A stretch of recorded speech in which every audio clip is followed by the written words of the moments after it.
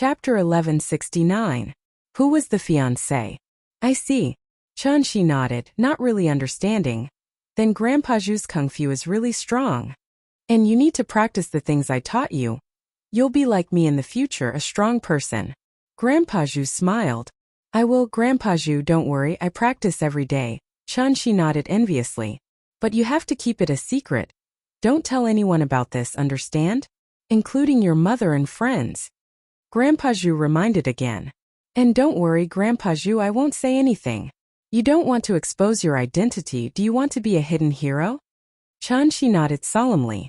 This is related to my enemies, you don't want me to be hunted down, do you? Grandpa Zhu smiled. I see. Chun-Shi's pretty face showed worry and determination. Don't worry, Grandpa Zhu. I won't tell anyone about this, not even if you beat me to death. Good girl. Grandpa Zhu patted Chun-Shi's shoulder, an almost imperceptible smirk on his face. Oh, I guessed it right, I really am Prophet Shu. Yushu cheered excitedly with the binoculars. Meng Yao and Tang Yun couldn't help but laugh at Yushu's words. As far as they could see, this Xie Yufeng wasn't a good person. And that Grandpa Zhu was suspicious as well, it was a dog-eat-dog thing. Only Linny was thinking. Songshan was a small place like this and there were so many masters around. Songming and Penghu didn't call the cops, but some kind-hearted bystanders called the police. Normally Lingshan wouldn't care about a normal brawl like this, but this was a special time, and the missing people were usually the ones who disappeared after a brawl. Lingshan had told the call center to notify the criminal police if there were any more brawls. Lingshan didn't dare tarry after hearing about a fight at the beach. She brought her men and rushed to the beach. Lingshan came to the seaside, naturally, and walked towards the place with the most onlookers. The first thing she saw was the bloodied Xie Yufeng. What happened? Who's the witness? Lingshan walked over quickly. Li Penghu and Wang Songming were stunned. Who called the police? Yufeng didn't want to lose face, so naturally he didn't want to call the cops, especially since his fiancée was a police. He didn't want Lingshan to know that he got beaten up. That would be too embarrassing. Yufeng knew Lingshan, but Lingshan didn't know Yufeng. Penghu and Songming didn't know Lingshan either. Yufeng planned to do a good job today and ask Lingshan out at night, so Lingshan didn't even know that this guy in front of her was her fiancé. It's nothing. There's nothing going on here, officer comrade, you can go back. Penghu said. Nothing.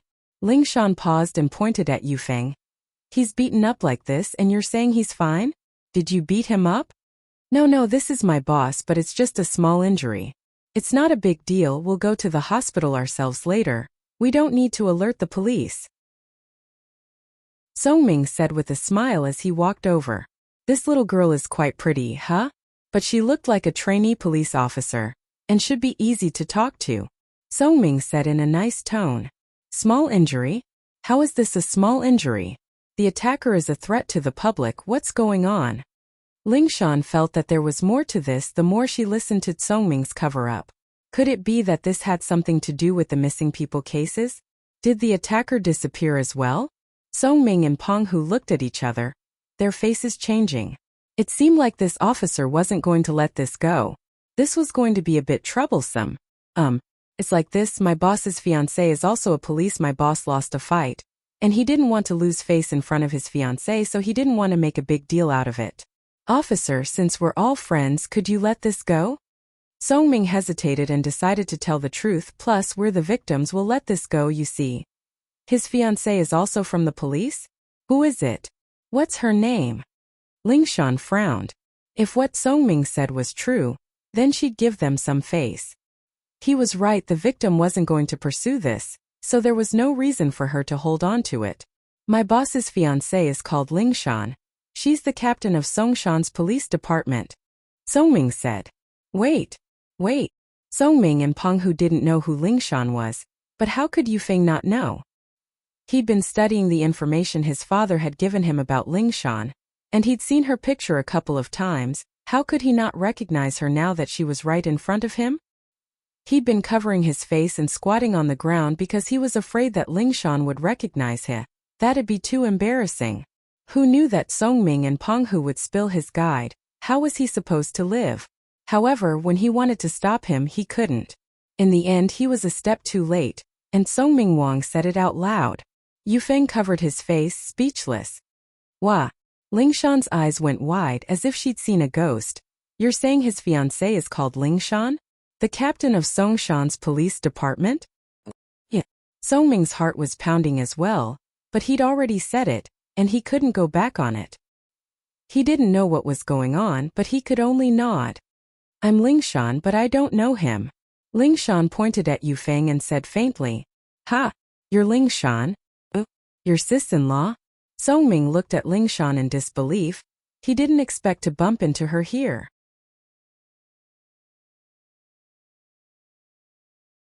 Chapter 1170. Chapter 1168.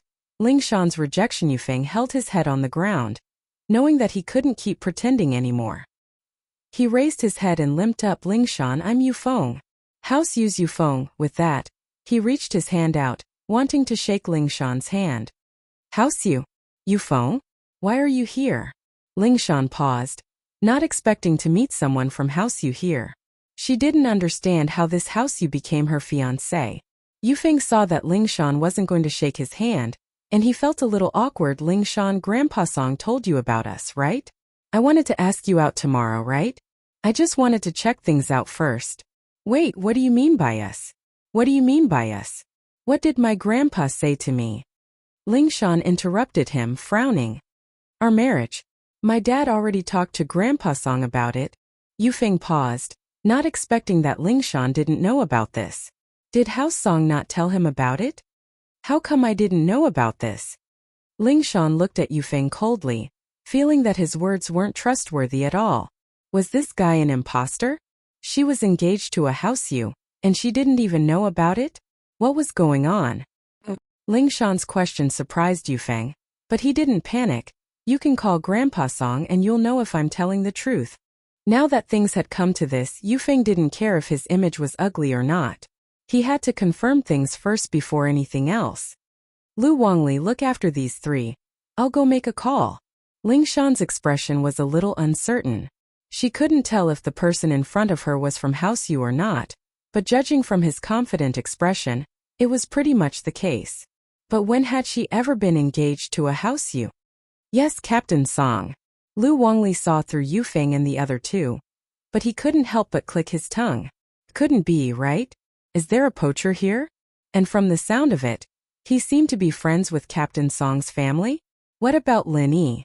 Lingshan's face was dark as she walked back into the police car, quickly calling her Grandpa Song Xiangguan. Shanshan, why did you call Grandpa? Xiangguan picked up the phone, his tone filled with joy. Lingshan had become old Song's pride, and so he was always in a good mood when he picked up her call. Grandpa, there's a guy calling himself House Yu's Yufeng, saying he's my fiancé. What's going on? Lingshan didn't have time for small talk. Oh, haha, House Yu's Yufeng, right? That young man is not bad. How is it, Shanshan? Are you satisfied? Grandpa found it for you based on your standards, and among the younger generation the only one stronger than you is Yufeng. Xiangguan smiled. He's a mystic mid-phase. Mystic mid-phase. Lingshan paused.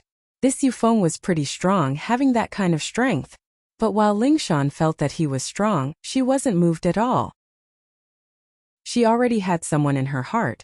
And even if she didn't, she wouldn't fall for this Yefeng. At least her first impression of him was that she didn't like him at all. He got beaten up like a bloody gourd, and he was hiding it because he didn't want her to know. What kind of man was this? Didn't dare to admit it? He was far from Lin Yi. Lin Yi was hurt, and he never pretended to be hurt. This was a real man. Just look at that sissy Yufeng. He wasn't a good guy at all. How is it? Are you satisfied? Xiangguan said, pleased with himself. Being able to have a marriage with House Yu was a great thing, and House Song's position in the future would be very stable. As long as Lingshan was there, House Song would still be one of the 9 great houses, and their ranking might even move up. Grandpa, how can you make decisions for me? I don't like this Yufeng, I won't marry him. Lingshan didn't hide anything and expressed her stance directly. She couldn't hide something like this, and she had to express her opinion as soon as possible. Otherwise, things would get worse and worse. Shanshan, why are you doing this? Didn't you say that your man would be stronger than you? Yufeng fulfills this point, and his strength is far stronger than yours. Doesn't this fit your criteria perfectly? And he's from House U, a good match. I think this is a great thing. Why aren't you satisfied? Xiangwen asked curiously. Grandpa, feelings can't be forced. I don't have any feelings for him. I don't like him. Lingshan said firmly. Shanshan, this marriage Grandpa found for you, is it something that all the noble houses are jealous of? Xiangwen's face turned serious. Shanshan, I feel like this can be cultivated, but someone as outstanding as Yufeng is hard to find. Grandpa, I have someone I like. Lingshan gritted her teeth. Someone you like? Xiangwen paused, his face darkening. Who is it? It's not that Houschen kid, is it? Grandpa, don't ask. Lingshan naturally couldn't say Lin Yi's name. One, Lin Yi's identity couldn't be exposed just yet, and two, Lin Yi already had a girlfriend. She couldn't just tell her grandpa that she wanted to be Lin Yi's mistress, could she? No matter what, this was decided by me and the head of House Yu, Yufeng's father, Yu Shuixing. It can't be changed unless that Houschen kid can force Yufeng to back out, but that's obviously impossible. Xiangwen said faintly. Shanshan, I hope you won't be stubborn, and don't forget your persistence. Alright, I won't say any more. You take care of it yourself, this is decided. Grandpa. Lingshan looked at the phone in her hand, furious. What was wrong with her grandpa, who always loved her this time? Was the family's benefit that important? Was House Yu that good? She sighed, but she wasn't too worried. So what if it was House Yu? Didn't Lin Yi kill one and injure another? Lingshan believed that if Lin Yi really cared about her, he wouldn't let her marry House Yu, but she wasn't sure yet. Chapter 1171. Another breakthrough. Lingshan felt that as long as she worked harder, she'd be able to get Lin Yi's attention. She wouldn't have to marry into House Yu then. As for House Yu, it seemed like she'd have to deal with it for a while. Lingshan looked like she had a big chest and no brain, but that wasn't the case. Before Lin Yi truly accepted her, she wouldn't bring up Lin Yi. Otherwise, if Lin Yi didn't care about her, things would get out of hand. She got out of the car and walked over to Yufeng with a dark face. Lingshan, did you ask Grandpa Song? Yufeng asked confidently. I did, but he didn't say I'm your fiancé. He just asked us to see if we're compatible. Lingshan said faintly. It wasn't that she was trying to trick Yufeng, but this was how noble houses usually got engaged. They'd see if they were compatible first, and as long as there weren't any big conflicts, they'd get engaged. Of course, if there really was a huge conflict and they couldn't mediate, they could still cancel the engagement. But that wouldn't look good for the two houses' reputation. So, seeing if they were compatible was just a break-in period. Everyone knew that this was pretty much set in stone. Haha. Naturally, but they're pretty much the same. Yufeng said with a smile. He realized that Lingshan was even better looking in person, more attractive. Big breasts, a nice body, a stunning face, and a uniform. Yufeng thought to himself that he'd hit the jackpot. Marrying such a wife would also be pleasing to the eyes. But my first impression of you isn't very good, very bad. Lingshan said faintly as she looked at Yufeng before turning to Lu Wangli. Let's go. Since Yufeng was from House Yu, Lingshan naturally wouldn't care about this anymore. If he didn't want to call the cops, then so be it, she'd done what she could. Lingshan was smart too, pointing out that she didn't have a good impression of Yufeng. That way she'd have some leeway. This way, Yufeng wouldn't be able to get too close to her, and this would take longer. Lingshan was confident that she could make Lin Yi fall in love with her, and this way she could reject Yufeng. He believed that a master like Lin Yi wouldn't be any weaker than Xie Yufeng in front of his grandpa. While Lin Yi didn't have Xie Yufeng's family background, Lin Yi had something that Xie Yufeng didn't. Lin Yi could increase the strength of others, but could Xie Yufeng? I believe grandfather will know who is the most important person to the family. If Lin Yi could raise his brother's strength to the peak late phase of the golden class, then House Song would be invincible. With that, Lingshan turned around and left, leaving Yufeng behind. Yufeng looked at Lingshan's perfect body and couldn't help but lick his lips. He couldn't take it anymore. It was too tempting. Lingshan, I'll definitely get you. But from the looks of it, Lingshan didn't look too good. Yufeng was sure that Lingshan didn't have a good impression of him, but there was nothing he could do about it. Who told him to be this unlucky the first time they met? Lin Yi, I'm going to kill you. It's all your fault. You made me lose face in front of my fiancé. Yufeng roared at the sky, treating Lin Yi as his mortal enemy. But, in this situation, Yufeng realized that he had broken through. The bottleneck he'd been stuck in for a long time had been broken through. He had gone from the peak of the early phase of mystic class to the middle phase of mystic class. Wahahaha. The heavens are helping me. Yufeng laughed. I didn't think that I'd break through. I'm a mystic mid-phase now. Penghu and Songming felt the difference as well. Congratulations, Master Xia. Congratulations. Master Xia's strength has gone up another level. Killing Lin Yi now is just child's play. Haha, that's right, Lin Yi is a mystic early phase, and I'm 2 levels higher than him now. Killing him is just a piece of cake. Yufeng laughed. Alright, let's go. Yufeng waved his hand and said confidently, Master Xia, aren't we going to wait for the ambulance? Penghu asked weakly. Why would we wait for the ambulance? Didn't you notice that all the injuries on my body have healed after I broke through all at once? Yufeng pointed at himself. Let's go, we'll go back and do some research. I'll ask Lingshan out tomorrow. Yufeng got a blessing in disguise. He got beaten up by old Zhu and broke through. This was something Lin Yi didn't expect.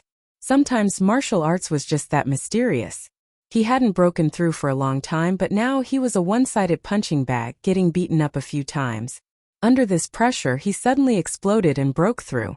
This couldn't be considered a coincidence. Yufeng got in the car and called his old man Shueixing, pleased with himself. Dad, it's me, Yufeng. Yufeng's tone wasn't without pride. I saw Lingshan today, she's a beauty. I like her a lot. Especially her breasts and butt, waha. Shueixing frowned. What was wrong with his son today? Why was he talking so flippantly? Shueixing knew that Yufeng was like this in school, but in front of his father, he acted like a good boy. Did he drink too much today? Yufeng, what's wrong with you? What nonsense are you talking about? Shueixing scolded. Dad, haha, I'm just too happy, aren't I? Yufeng laughed. That's a bit too much. Yufeng laughed. Too happy? You're this happy to see Lingshan? Yufeng, you're not a kid anymore, why are you still like this? Women are indeed beautiful, but you're a martial artist, so you should have a calm demeanor. Plus, Lingshan will be yours sooner or later. What are you so happy for? Shueixing scolded. Dad, that's not why I'm happy. It's a little, but the biggest reason is that I broke through. Dad, I'm a mystic mid-phase peak now. Wahahaha.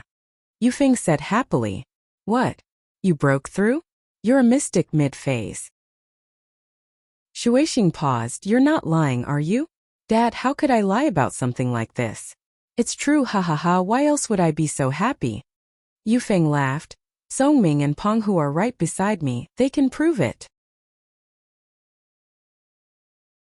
Chapter 1172. Chapter 1170 Arrogant Go Huli, Part 1 Dad, how could I lie about something like this? It's true, hahaha, why else would I be so happy? Yufeng laughed. Songming and Penghu are right beside me, they can prove it. God bless our house you. That's great news. You're so young, and you're already a mystic mid-phase. You're a genius even in the hidden houses. Shueixing sighed. Hehe, it's alright. Yufeng said proudly. Here, I'll contact the hidden house you. You're so young and you have potential, they'll probably give us some benefits. If they give you a pill or two, you'll be able to become an earth class and join a hidden house. It wouldn't be hard at all. At that time, our house you would be able to achieve glory. Shueixing said excitedly. You're such a young earth class. You'll definitely be a reserve for the sky class. Waha, perhaps our common house you will be able to produce a sky class, entering the core of the Wuling world. Dad, don't worry, I've pretty much figured out how to level up. I'll test it out after a while, and if it works, then my leveling will be much smoother. Yufeng felt that his leveling up this time wasn't a coincidence. There was a pattern to it. He'd been suppressing himself for a while now, and after beating up old Zhu, he'd felt extremely refreshed, as if he'd been suppressing himself for a long time before exploding. It was like leveling up to a certain point and then it'd be released. And so Yufeng thought, could this be the secret to his leveling up? The whole leveling process was torture, suppression, rage, exploding, torture, suppression, and then breakthrough. He felt that this was a pattern, and as long as he grasped it, he'd be able to level up quickly. Oh, really? That's great, son, you're a genius. Shuaishing was so excited that he didn't know what to do. His son was a genius, understanding the rules of leveling up. He was a genius. Haha, of course. Yufeng said proudly, alright, I'll talk to you later. I need to think about how to get Lingshan. If I can push her down, my strength will increase even more. And then you have to work harder, Shuaishing added. He was overjoyed that his son had leveled up naturally. He wouldn't think that his son's thoughts were dirty or inappropriate. In the aristocratic families, everything was based on strength. If one was strong, then no matter what kind of character that person was, everyone would respectfully call him an expert. This was the reality. Go Huli was acting up again these few days, driving her Ferrari with Yanjing license plate and running amok in the neighborhood. Even the security couldn't do anything to her. The neighborhood was full of complaints, but there was nothing they could do. The Xiao family was like the sun in the sky right now, and noble houses weren't bound by the rules of the common world. As long as they didn't go too far, the local police wouldn't interfere. Plus, Go Huli didn't cause too much trouble. She just randomly parked her car on the road, hit someone's car, and threw a stack of cash at them. There were a lot of complaints, but nothing too extreme. Today Go Huli bought a lion, calling it a lion dog. She walked around with the lion, as if she was showing off her power. She, Go Huli, was the most honorable and powerful person in this area.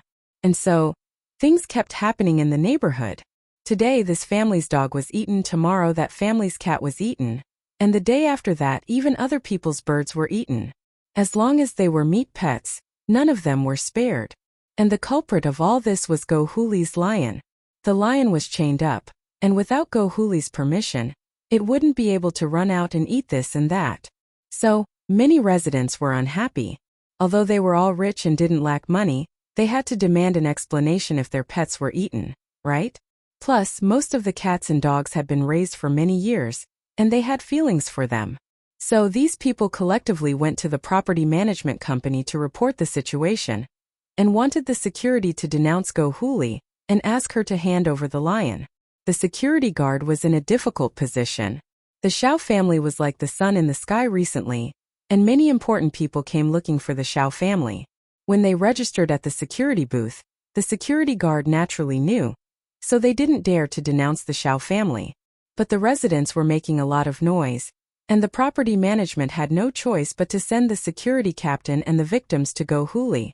At this moment, Go Huli was sitting with her legs crossed, playing with her lion. Of course, Go Huli was afraid of lions as well. She wasn't a practitioner, so she wasn't afraid of lions, but she sprayed some kind of medicine on her body so that the lion wouldn't bite her. And Go Huli was someone who liked to show off, so she made a lion to show off. Hearing the doorbell, Go Huli walked out and opened the door. She frowned as soon as she saw the security captain and a large group of residents. She knew why they were here. What are you guys doing here? What's wrong?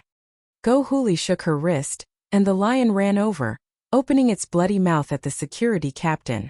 Roar, what? The security captain jumped and subconsciously took a few steps back, wiping the sweat off his forehead. He was very afraid of this lion. His face turned ugly. Miss Go. Look, can you tell it to back off a little? What? Aren't you the security captain? You're afraid of dogs? Who do you think you're going to protect? Do you still want the property management fees next year? Go Huli was very arrogant. But Miss Go, this is a lion, not a dog. The security captain said carefully to Go Huli. Who said it's not a dog? It's a dog, a lion dog, are you blind? Go Huli rolled her eyes. Chapter 1173.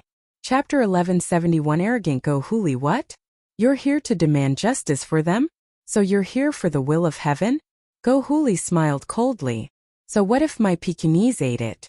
I'll pay them however much it costs. I don't lack money. Tell me how much. Madam Go, you see, the people who live in the villa area don't lack money. Don't you think it's inappropriate for you to do this? Besides, your Pekingese is very dangerous. What if it bites a child? The captain of the security team asked carefully. Bites? It hasn't bitten yet, has it? Aren't you worrying for nothing? Why aren't you worried about the sky falling down? Go Huli rolled her eyes and scolded angrily. Get lost. Go to the side and don't cause trouble here. Tell me how much you want, I'm busy. Isn't this too overbearing? Yeah, this woman doesn't listen to reason. It's like she's bullying people. The owners who came to demand justice couldn't stand it anymore. They all started scolding Go Huli.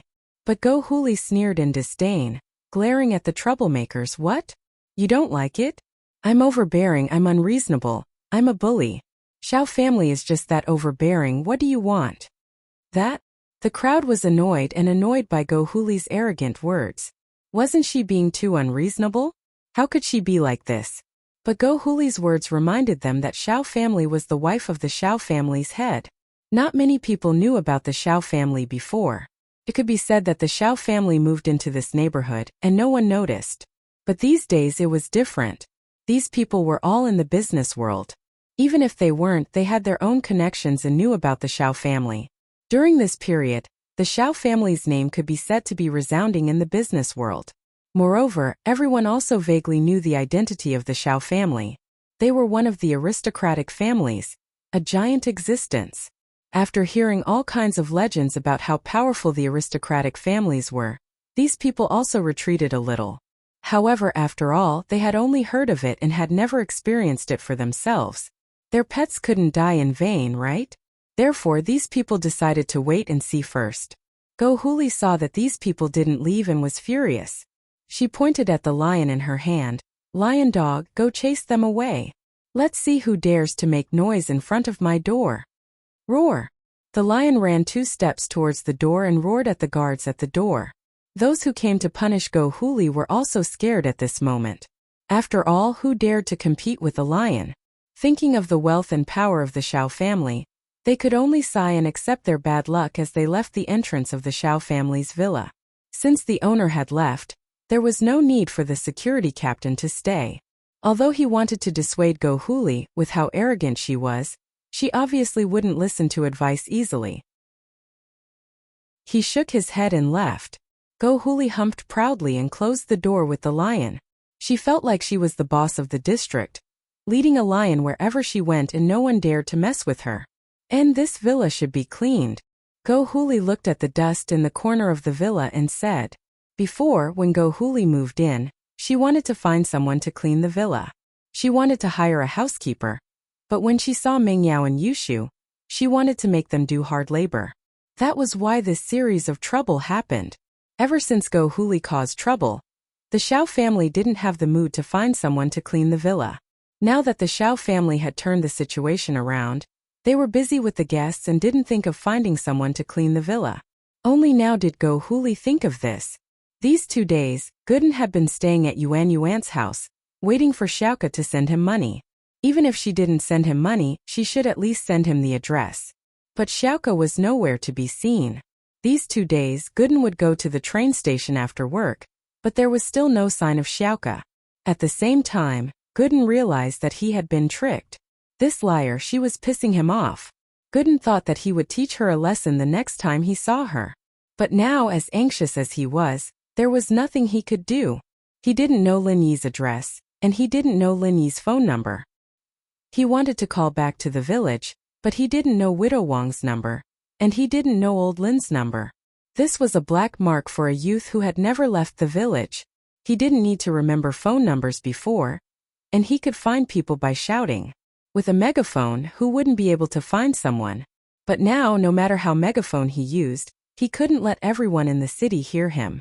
Songshan was too big, and so Gooden could only work for Yuren's shop. Luckily, Yuren's family took good care of him, especially Yuan. Gooden didn't want to leave. Although they got the money from Scorpion, Yuren's family didn't give up on their work. They were hard-working people, and this money was used to buy a house and expand the shop. It was like trying to put out a fire with a cup of water. And so, Yuan continued to work at the burger shop, and Yuren continued to run the shop. Mrs. Yu continued to work as a housekeeper, and Gooden continued to help out at the shop. Mrs. Yu was very happy today. The housekeeping company gave her a big job, cleaning a villa. If she did this job well, she'd get a few thousand. Naturally, she was very happy. And so, she happily went to get the tools and went to the villa according to the housekeeping company's address. Before going to work, Mrs. Yu even called Yuan and Yuran. The father and daughter were very happy when they heard about it. Yuan, the stingy man, even bought some ribs from the market to give his wife a treat, telling Yuan to cook it for Mrs. Yu, as well as to improve Gooden's diet. These days, with Gooden's deliveries, Yuan's shop's business went from a few hundred a day to 3,000 a day. The key was that no matter what people bought, Gooden would deliver it to their door. Toilet, basin, sand, cement, as long as you bought it, it didn't matter how many floors you lived in. Even if the elevator broke down, Gooden would deliver it to your doorstep. And he didn't even need to pay. Chapter 1174. Something happened.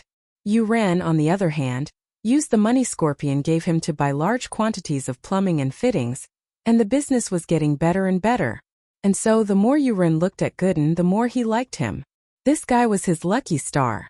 If he became his son-in-law, it'd be a great thing. When the time came, he and Gooden would make the shop big, and with a door god like Gooden there, all the gangsters would be nothing.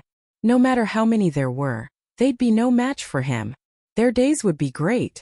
Yuan, are the ribs ready? Let Gooden eat some first. He's been doing heavy work the whole day, it's quite tiring. Yuan said. Okay. Yuan replied obediently and went to get a rib for Gooden. Zhou Jiaming here. Yuan called him Gooden, but naturally Yuan wouldn't call him that. She only called him by his name. Thanks. Gooden happily took the rib and started eating. It's delicious. Eat slowly. Yuan rolled her eyes. After a few days together, Yuan had Gooden's shadow in her heart. Beauties loved heroes, and that was what Yuan was feeling right now. Gooden looked at Yuan's shy face and couldn't help but be stunned. Yuan wasn't that type of beauty, but in his eyes she was prettier than a goddess. Ring. A hurried ringtone of the phone broke the ambiguous atmosphere between the two of them. Yuan quickly walked over and picked up the phone. Hello? What? You're the housekeeping manager? My mom got bitten by a dog? She's in Songshan's first hospital right now? Okay, we'll go there immediately. After hanging up, Yuan panicked. Dad, it's bad.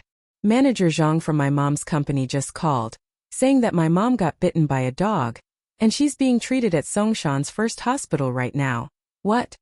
Yuan froze as well. She was fine this morning. Why was she bitten by a dog at night? Yuan didn't dare slow down and brought Yuan and Gooden to a taxi, rushing to Songshan's first hospital. In the hospital room, Yuan finally saw his wife. Mom, what's wrong with you? Yuan ran over excitedly to her mother's bedside and held her mother's hand. Yuan's mother looked at Yuan with a painful and weak smile on her face. Manager Zhang, what's going on? What was going on? What happened to my wife? How come you got bitten by a dog? Yuan saw the manager and asked. Manager Zhang sighed. Your wife went to a rich family to clean up today, but somehow she provoked the Pekingese. As a result, the Pekingese bit your wife. Now her leg is bitten off. If it weren't for the timely rescue, one of her legs would have been crippled. Ah, that's serious? Yuan was shocked, his eyes wide open. What did they say? Was there no explanation for their dog biting someone? Besides, what kind of dog could bite off a person's leg? It's said to be a Pekingese, but it's actually a big lion. Manager Zhang said helplessly. The doctor said that this wasn't a dog bite at all. What? Raising a lion? Isn't that too immoral? Where's the person? Where is he? It was up to them to explain themselves. What did this mean? Aren't they trying to harm someone? Yuan panicked. You're old, right? Don't get too excited yet. They're rich and powerful, and the mistress is being unreasonable. I went to talk to them, and I almost got bitten by the lion. And I've confirmed that the dog they're raising is indeed a lion. Manager Zhang smiled bitterly. They're being unreasonable, throwing me 50,000 and telling me to leave. Yuan flinched, remembering what happened with Fighter Li. Yeah, he was one of the people who lived at the bottom of society without any power. How could he afford to offend someone like that? The person was living in a villa, obviously not a normal person, and raising a lion. How could he afford to offend someone like that? Old you 50,000, the company doesn't want a single cent, it's all in the hospital, and our company's CEO called me just now saying that they're from the Xiao family and we can't afford to offend them. I think we should just let this go, and the company will compensate you. Don't go looking for trouble, or you'll drag the company down with you. Manager Zhang sighed. We're in the middle, it's hard for us to do anything. Yuren heard what Manager Zhang said, and naturally there was nothing he could do. Even Manager Zhang's leader couldn't do anything, and he was afraid of their power. What else could he do? Then my wife's leg. Will it be healed? Yuren looked at his wife in pain. The doctor said that it'll be fine, but it'll be a little limp.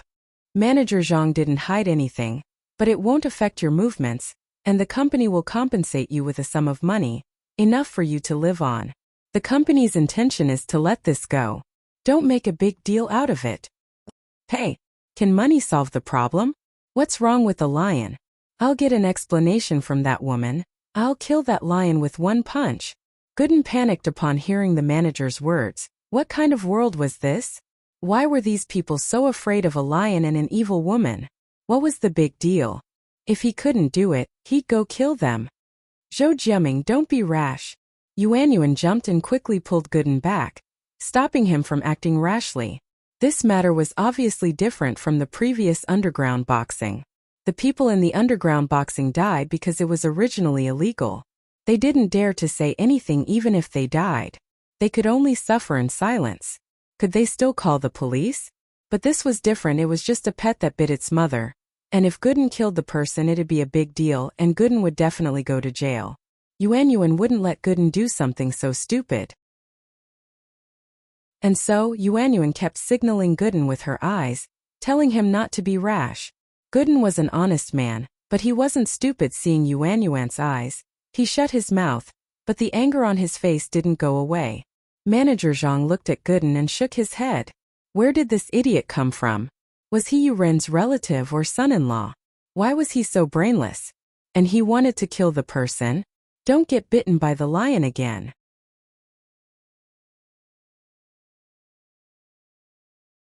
Chapter 1175. Boss has a way. Thank you, Manager Zhang. Yuren knew that Manager Zhang was in a difficult position as well. They couldn't afford to mess with them, and the housekeeping company had done all they could. Yuren didn't need them to do anything else. Yuren couldn't help but sigh as he watched Manager Zhang leave.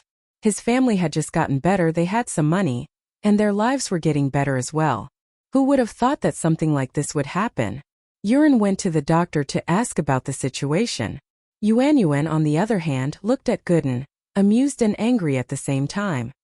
Zhou Jiaming, can't you change that impulsive personality of yours? This person is different from the underground arena. If you kill her, wouldn't that be breaking the law? You'd go to jail. I didn't say I was going to kill her. I just said I was going to demand an explanation and kill the lion. Gooden grinned. I'm not an idiot. Yuan couldn't help but chuckle. But you can't do that. Let's take a look at Mom's condition first. Yuan didn't know about her mother's injury yet, thinking that it wasn't serious. She didn't hear the manager's voice when he lowered it. After a while, Yuren came back from outside the room, sighing and frowning. That house mom. Will she be okay? Yuan saw her father walk in and quickly went up to him. Hey, don't talk about it. The doctor said that even if your mom's healed, she'd still be crippled.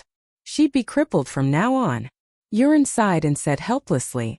Such a big thing happened, and that family took the money and didn't even come out to apologize. Sigh. Mom's leg.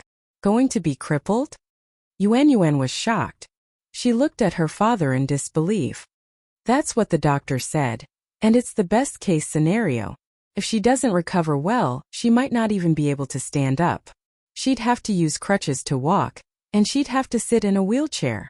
Yuren lowered his head in pain. His life had just gotten better. How did it go wrong again? No, I have to go ask for an explanation. I can't just let this go. Gooden clenched his fists. How could they do that? If they don't give me an explanation, I'll punch that lion to death. Let's see if my fist is harder or if their reasoning is harder. Even if you kill that lion, you can't solve it now. Yuan glared at Gooden. Let's think about what we should do in the future. All right. Gooden nodded and sighed. Man, it would be great if we could find Boss. Auntie's injury isn't a big deal for Boss. Ah, your boss is a doctor? Yuan paused. She knew that Gooden was here to find someone, but she didn't know that it was a doctor. Yeah, my boss is a miracle doctor. I'm here to deliver the medicine to boss, Gooden said proudly. Linny would always be Gooden's pride. Talking about Linny was like talking about Gooden himself. Gooden felt a sense of accomplishment. Oh, does that mean that Mom's leg can be healed? Yuanyuan was shocked and overjoyed. From what she could see, Gooden wasn't the type of person to boast. She did think so when they first met, but Gooden's actions proved that he wasn't just boasting. He said he would kill Fighter Lee, and he really did. This proved that Gooden was a very practical person. Yes, of course. As long as we find boss, everything will be fine. Gooden smiled. You don't have to worry about that. Phew. Then how do we find your boss? Yuanyuan didn't really care about the person Gooden was looking for, but now she was panicking. I don't know, it's all that scammer's fault. If it wasn't for her, I wouldn't have lost the note, Gooden said helplessly. Then we'll look for him slowly. We'll find him eventually, as long as there's hope. Yuanyuan was at least full of hope now. She was thinking about how she was going to spend the rest of her life after what the doctor said. Now that there was a chance to change things, she was naturally happy. Then I'll go find that tyrannical family first and demand justice. Gooden nodded. That's not a rush. Yuanyuan knew that Gooden was strong, but some things couldn't be rushed. Who knew if they'd come tomorrow? Let's wait. If that family doesn't show up again, we'll go find them. But try not to get into a conflict, we're just asking for justice. All right. I'll give them 3 days. If they don't give us an explanation in 3 days, I'll go find them. Gooden nodded. He'd been interacting with Yuanyuan a lot these days, and he was more civilized with his words. He didn't call himself I in front of Yuanyuan. In the villa district, everyone started to panic. Linny and the others had been away for 2 days, and they usually went to school early and late. They naturally didn't know what was going on in the district, and they didn't know that a lion had appeared in the district. Go Huli, on the other hand, was still walking around the district with the lion. The residents all knew how domineering she was, and they knew that she had a powerful background. They didn't dare mess with her. They couldn't mess with her, but they could hide. So wherever Go Huli appeared, people would all avoid her, especially the lion in her hand. Of course, acting cool in front of normal people didn't give her any sense of accomplishment anymore. What she wanted the most was to act cool in front of Mengyao, Yushu, and Lin Yi. The Xiao family had been snubbed by House Chu before, and they still hadn't gotten their revenge yet. And so Go Huli had been looking for a chance to cause trouble for House Chu these 2 days. But every time she went to Mengyao's villa, all she saw was the locked gate and the dark villa. There was no one inside. This made Go Huli depressed. She finally had a chance to act cool and step on people, but she couldn't use it. It was like a cultivator getting a supreme treasure, but she couldn't activate it. Only Go Huli herself knew how depressed she felt.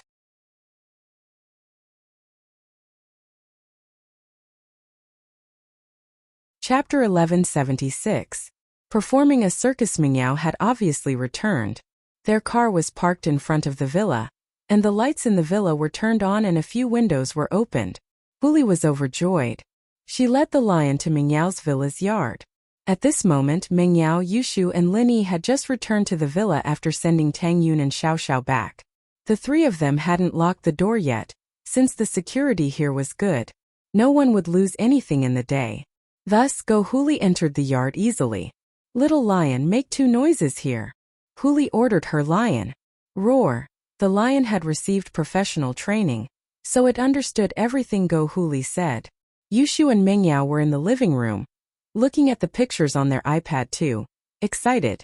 Wow, Shield Bro's roasted shrimp looks so handsome. Yushu raised her iPad too in surprise.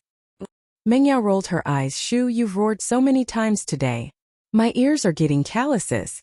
But it's really handsome, Yao Yao, do you think so too? Yushu said. Nope, Mengyao said faintly. I'm not Tang Yun or Feng Xiao Xiao. Why would I care about Lin Yi? Oh, Yushu didn't say anything after seeing Mengyao's cold attitude, and continued looking at the pictures. But a lion's roar came from the villa's doorway. Yushu didn't pay much attention to it at first, but it got louder and louder. Yushu raised her head, confused, and stopped what she was doing. Yao Yao, do you hear that weird sound? What sound? Mengyao, on the other hand, didn't pay attention to it. Her attention wasn't on this. Shu kept saying that Linny was handsome, and Mingyao took a closer look and realized that it was true. Linny wasn't a pretty boy, but he was a man with a manly temperament, which suited Mengyao's taste. She didn't like guys with too many styles, but a guy with too much brawn and no brains wasn't good either. In short, Mengyao's criteria for a partner were very complicated, but Linny just happened to meet all of them. Hence, Mengyao was in a dilemma. She hadn't recovered from the shock yet, so naturally, she didn't hear any strange noises coming from the villa's yard. It's that kind of roar. Yushu mimicked a lion's roar. Ah! Mengyao paused. What's that? That's it, Yao Yao, listen carefully. Yushu pointed at the direction outside the villa. Oh, there seems to be a strange sound? Mengyao listened attentively. There was indeed the sound that Yushu mimicked, and it was quite similar to Yushu's. Wait for me, Yao Yao, I'll go take a look. With that, Yushu called out to Lin Yi's room. Shield bro, come protect me. Lin Yi's taking a shower. Mengyao said. Lin Yi said that he wanted to take a shower before going back to his room, so of course he couldn't come out now that Yushu was calling him. And so Yushu led General Weiwu out to check the situation. They saw Go Huli playing with a lion in the yard. Fuck! What are you doing, you old woman? Yushu's eyes widened as she looked at Go Huli in disbelief. Are you putting on a circus here? Wah! You little bastard! Go Huli froze. She didn't think that her lion would be treated as a circus clown by Yushu. She raged. Who is this old woman scolding? After saying that, Go Huli looked at Yushu proudly. This was Yanggua's trump card in Jin Yang's novels. She didn't think that Go Huli would be able to use it so easily. After saying that, she waited for Yushu to fall into her trap. This old woman is standing in front of me scolding me. Yushu continued innocently. You old woman, you're the little bastard, you're the old bastard. Wah! Go Huli was furious after hearing Yushu's words. This girl didn't respond to her like she expected, and instead, she scolded her back. If she called her a little bastard again, wouldn't that mean that she was admitting that she was an old woman? With that thought, Go Huli humphed coldly. You have a sharp tongue, I won't talk to you anymore. Little lion, teach this girl a lesson. Oh woo! The lion in Go Huli's hand roared at Yushu. Lion! Yushu blinked, not scared at all. She looked at the lion in Go Huli's hand curiously. Is this really a lion? Humph! So what if it is? What, are you scared now? Go Huli said proudly. She didn't mind admitting that it was a lion in front of Yushu. It's fun, thank you. Old woman, you gave me such a fun pet. Yushu said happily. I need a master guard at home, I'll take it. Girl, are you crazy? I'm here to teach you a lesson, you think I'm giving you a lion? Is there something wrong with your IQ? Go Huli shouted angrily, Lion go. Eat this girl's dog first. Go Huli didn't dare to let the lion eat Yushu in front of everyone. After all, she knew that Yushu was a member of the Chun family. Xiao family might be arrogant now, but they couldn't go too far in public. But eating her pet dog was no problem at all. As for secretly, Go Huli would be happy if she could bite Yushu to death. Roar!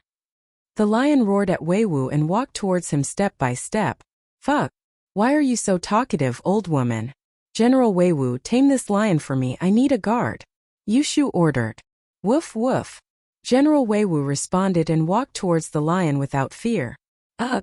The lion didn't care when General Weiwu was lying there. But now the dangerous aura that General Weiwu emitted made the lion's hair stand on end. The sixth sense of an animal was the most sensitive. They could tell what was dangerous and what wasn't. The dog in front of it made the lion feel a great sense of danger. It was the king of the grassland, but facing a murderous dog like this, the lion still retreated a little.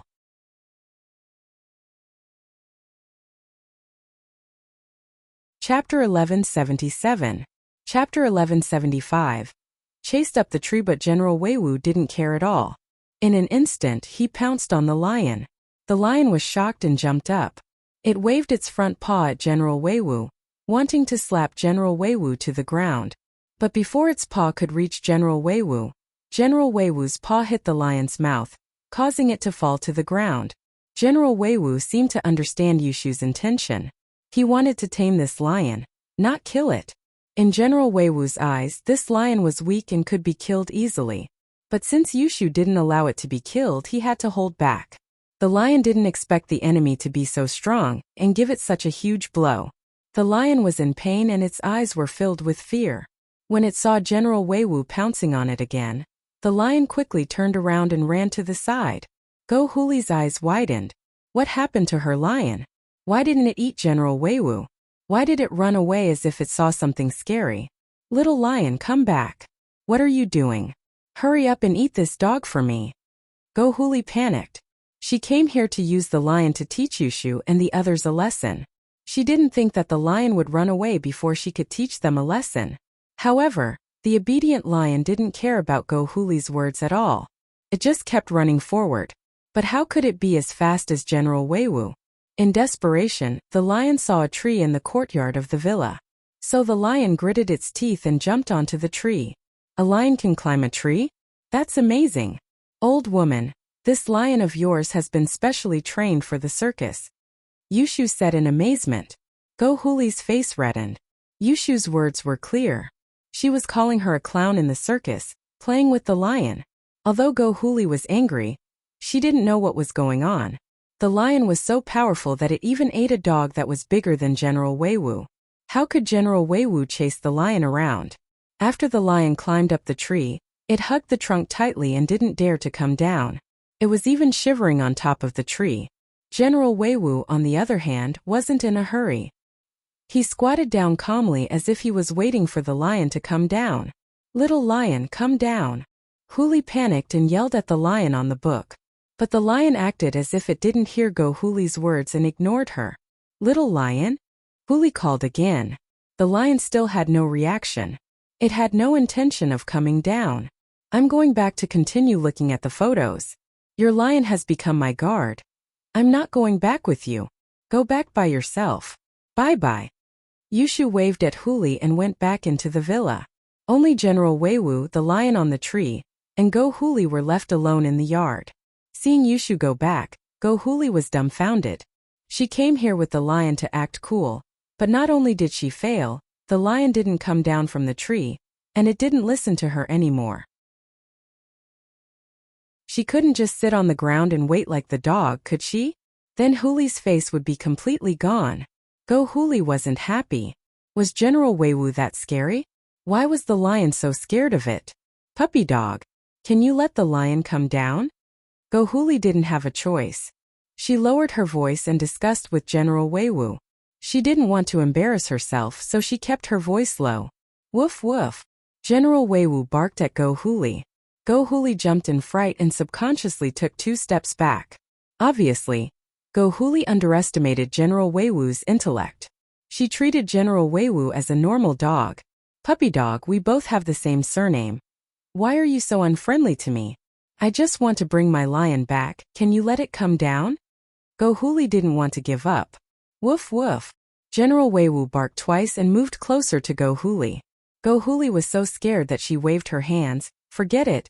Forget it if you don't agree. I'll leave first. Go Huli was depressed. She didn't want to leave like this, but she wasn't a dog's opponent. What if the dog got angry and bit her? She could only go home and think of another way. If she really couldn't, she could contact the masters from House Pi. That would be easy. But when Go Huli told Xiaoji her idea, Xiaoji scolded her. Isn't it just a lion? If you don't come back, then don't. Our Xiao family may have a master with a wallet, and to outsiders our Xiao family may look like they're invincible, but don't you know what's going on? These 2 masters from House Pi are here to supervise Xiao family's business. If there were business enemies, they'd help us take care of them. But you want them to help you beat up a dog? Only you can think of that. They're masters among masters, why would they help you beat up a dog?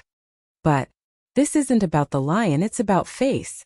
Last time our Xiao family was humiliated by Meng Yao. If we don't get back at her now, people will think that we're afraid of House Chu. Go Huli said unwillingly. It's not a question of whether or not I'm afraid. Uncle Pai was injured by Lin Yi. And if the Pais wanted revenge, they would have gone after Linny a long time ago. Would it be your turn? Xiaoji humphed coldly. House Pai hasn't gone to Linny yet, which means that they won't. Let's just forget about it for now. Don't expose our Xiao family's trump card. If people see that we can't control House Pai, that'll be bad. I see. Go Huli lowered her head, feeling wronged. Haha, big brother, you can't say that.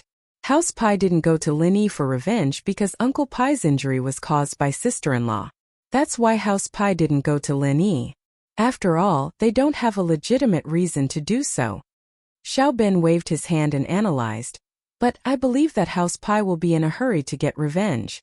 If there's any conflict of interest with Lin Yi, I don't think they would mind making a move.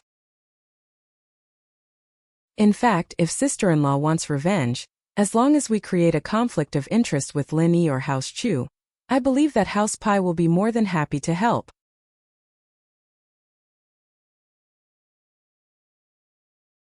Chapter 1178.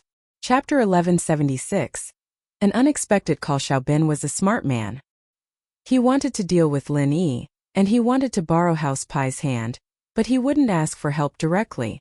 Even if House Pai helped, the Xiao family would owe them a huge favor. But if Lin Yi or House Chu affected the Xiao family's business, then House Pai's help would be for their own benefit. The Xiao family wouldn't owe House Pai anything, and House Pai's help would be easier. So from Xiao Ben's point of view, this could be done, but it had to be planned carefully. It couldn't be rushed. Xiao Ben was pleased to see that his elder brother would go along with his suggestions. Although his elder brother was the head of the Xiao family, he was still the one in charge. In this way, it was no different from him being the head of the family. Xiao Ben nodded. So we have to plan this. It's best if House Chu can affect our family's benefits. That way, House Pai will definitely make a move for their own benefit. Not bad, then I'll leave this to you, second brother. I'll leave the revenge for your sister-in-law to you as well. Xiao Ji nodded. Then, my lion. Huli was still a little unwilling. If the lion really stayed at House Chu and didn't come back, then Huli would lose all her face. She wouldn't be able to raise her head in this district anymore. She just showed off to the residents in the district, but now she even left the lion in someone else's house. How could she go out in the future? It's just a lion.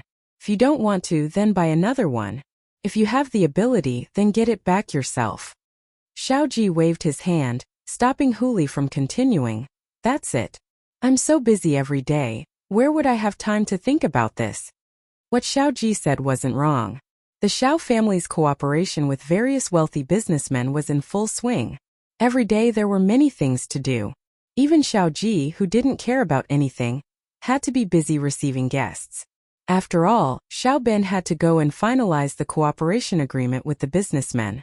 Xiao Ji couldn't do such detailed things, but he could treat people to meals and socialize with them. Hearing Xiao Ji's words, Go Huli knew that there was no way she could ask House Pai for help. She could only think of a way herself. Helplessly, Go Huli could only sneak out at night. The lion persevered on the tree for a while, but it could not hold on any longer. After all, it was a land animal, not a bird. How could it stay on the tree peacefully? Therefore, the lion's heart changed. He was ready to come down to General Weiwu and ask for peace. Lin Yi took a shower and changed into his pajamas. He was just about to go check on General Weiwu and the lion when his phone rang. Lin Yi looked at the caller ID. It was Ling Shan. Ever since Ling Shan leveled up a few days ago, she hadn't called Lin Yi again. Lin Yi, on the other hand, was happy to be free. Who knew what Ling Shan needed his help with this time? This time Ling Shan called Lin Yi because she needed his help with something. She had just returned to the police station this afternoon when Yutian came to visit. Compared to Xie Yufeng, Ling Shan found that Yutian was more pleasing to the eye. But it was just pleasing to the eye. Compared to Lin Yi, he was still a far cry. Ling Shan remembered a line from a song. The one who loves me has no regrets for me, but I'm crying for the one I love, my heart breaking.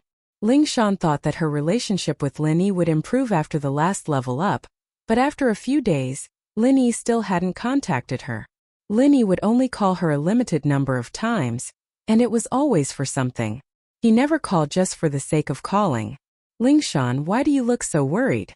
What, you don't welcome me? Yutian saw Ling Shan sitting in front of her desk with a long face, deep in thought.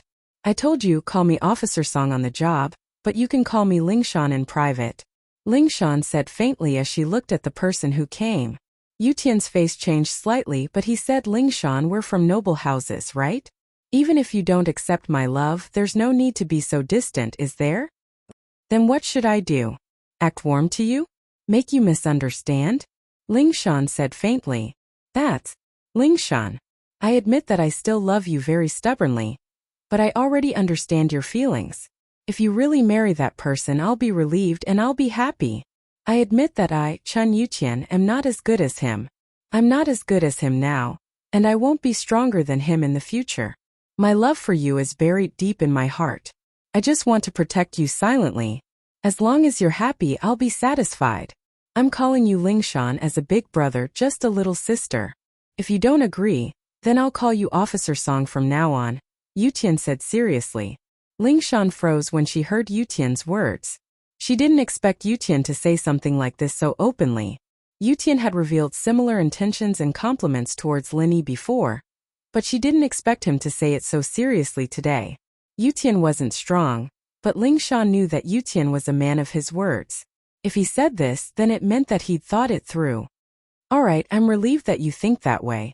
I'll call you Yutian bro from now on. Ling Shan confirmed their sibling relationship. Haha. This relationship is a bit messy. Yutian scratched his head. Lin Yi was his instructor, and even if he wasn't his master, he was still his boss. If Ling Shan really followed Lin Yi, then she'd be his sister-in-law.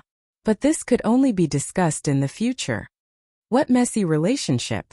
Ling Shan paused before remembering something. Yutian bro, what's your relationship with Lin Yi? That?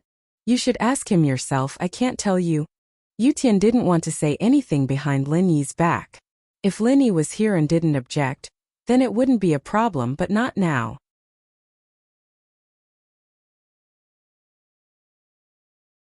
Chapter 1179. Level up? Of course there is. The grave robbing case from last time has come to a conclusion. I have reported the matter to my superior. My superior wants us to disguise ourselves as a couple and enter the tomb with the grave robbing group codenamed Red Pagoda. Chun Yuqian said, on one hand, we need to collect evidence of these grave robbers and capture them all. On the other hand, we need to record how they opened the tomb. This tomb is dangerous, and if we can gather all this information, it'll be easier for our experts to investigate the tomb in the future. This is very valuable. You're telling me this because you want the local police to work with you on the outskirts? Ling Shan asked. Yes, and on the other hand, I'd like to invite you to pretend to be a couple. Yutian coughed dryly. In fact, he didn't have any intentions of taking advantage of Ling Shan. He'd already let it go, and he wouldn't use the excuse of a mission to get intimate with her. That wasn't something a gentleman would do. Yutian did this because he considered Ling Shan's skills.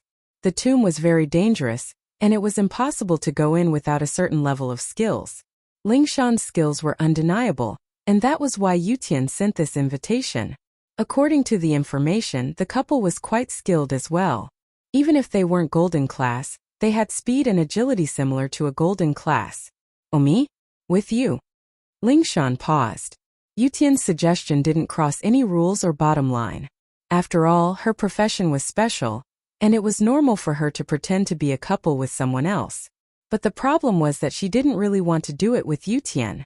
Yes, the tomb is very dangerous, and the tomb robbers aren't weak. If our people aren't strong enough, we might die in there. Yutian said solemnly. Ling Shan, I'm doing this for the big picture. I have no selfish motives. Although, I'd be very happy if we pretend to be a couple. It's not real, but at least we had. It could be said that Yutian was very honest, and he didn't hide anything. This made Ling Shan admire Yutian. This personality suited Ling Shan's taste quite well. But even so, Ling Shan wouldn't fall for Yutian. There were two reasons. One was that Yutian wasn't strong enough, and the other was that Ling Shan already had someone else in her heart. Ling Shan didn't think anyone was as strong as Lin Yi right now. Lin Yi was a little domineering, but Lin Yi really did have some skills. Not only was he brave and resourceful, but he also had medical skills. More importantly, he could level up others. More importantly, although this man was a bit of a playboy, he was not that kind of promiscuous. She had failed to seduce Lin Yi several times, so she should be able to see that Lin Yi was a person who controlled his lower body with emotions in his upper body, not his lower body controlling his upper body. And so the more she thought about it, the more she liked Lin Yi. Lin Yi was an all-rounder, and he could even help her solve cases. This matter, if we cooperate with you, what benefits will there be? Ling Shan was representing the local police to cooperate with Yutian, so she had to get something in return. At the very least, she couldn't let Yutian take all the credit. As for the credit, of course, we'll split it 50-50. That's fair, that's all. The stolen goods have to be turned in. And I'm very poor, so I don't have any bonuses. Yutian shrugged with a smile. I need money. Ling Shan rolled her eyes. Alright, but as you said, the tomb is dangerous and you're only a golden class early phase. The two of us aren't strong enough, so I'd like to get some help. Help? Lin Yi. Yutian was smart and naturally he thought of Lin Yi. Ling Shan had two reasons for looking for Lin Yi. One was that with Lin Yi, she wouldn't have to pretend to be a couple with him anymore, but with Lin Yi. The second was that with a master like Lin Yi, the mission would be less dangerous. Yeah.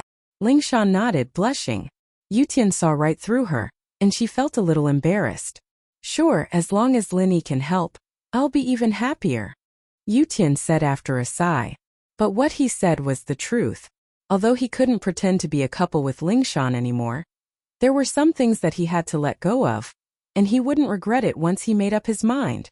But fighting side by side with Lin Yi was Yutian's dream, and now that it had come true, he was naturally happy. With Lin Yi as his helper, the difficulty of this mission would be much lower. Alright, I'll talk to Lin Yi then. Ling Shan nodded. I'll go call Lin Yi. You wait for me outside? Don't worry, I won't eavesdrop. Yutian smiled, but he felt a little sour inside. Ling Shan was calling her lover after all, and naturally, she wouldn't say it in front of him. And so, Ling Shan went into the resting room and called Lin Yi. What's up? Lin Yi picked up. Miss Dummy misses you, can't I give you a call? Ling Shan wasn't too happy with Lin Yi's formal voice. Miss me? Why don't you miss me when you're not busy? Whenever you miss me, I'm busy. Lin Yi smiled bitterly. Ling Shan most likely had something to do with him. Oh. Ling Shan paused and then said happily, does that mean that I can call you when I'm free? That's great, I usually want to call you but I don't dare. Afraid that you'll scold me, so I have to find a reason to call you. Wah. Lin Yi's eyes went wide, not knowing how to respond. Ling Shan's words were really hard to answer. Lin Yi couldn't just say that she'd call him when she was free, could he? Then she'd probably call him every couple of hours. But if Lin Yi didn't let her call him, wouldn't that mean that he'd let her find an excuse to call him? Lin Yi smiled dryly, changing the topic. Then why are you calling me this time? About leveling up? Leveling up? I want it. Ling Shan narrowed her eyes, thinking of a prank again. When will you give it to me? I really want it. Good man.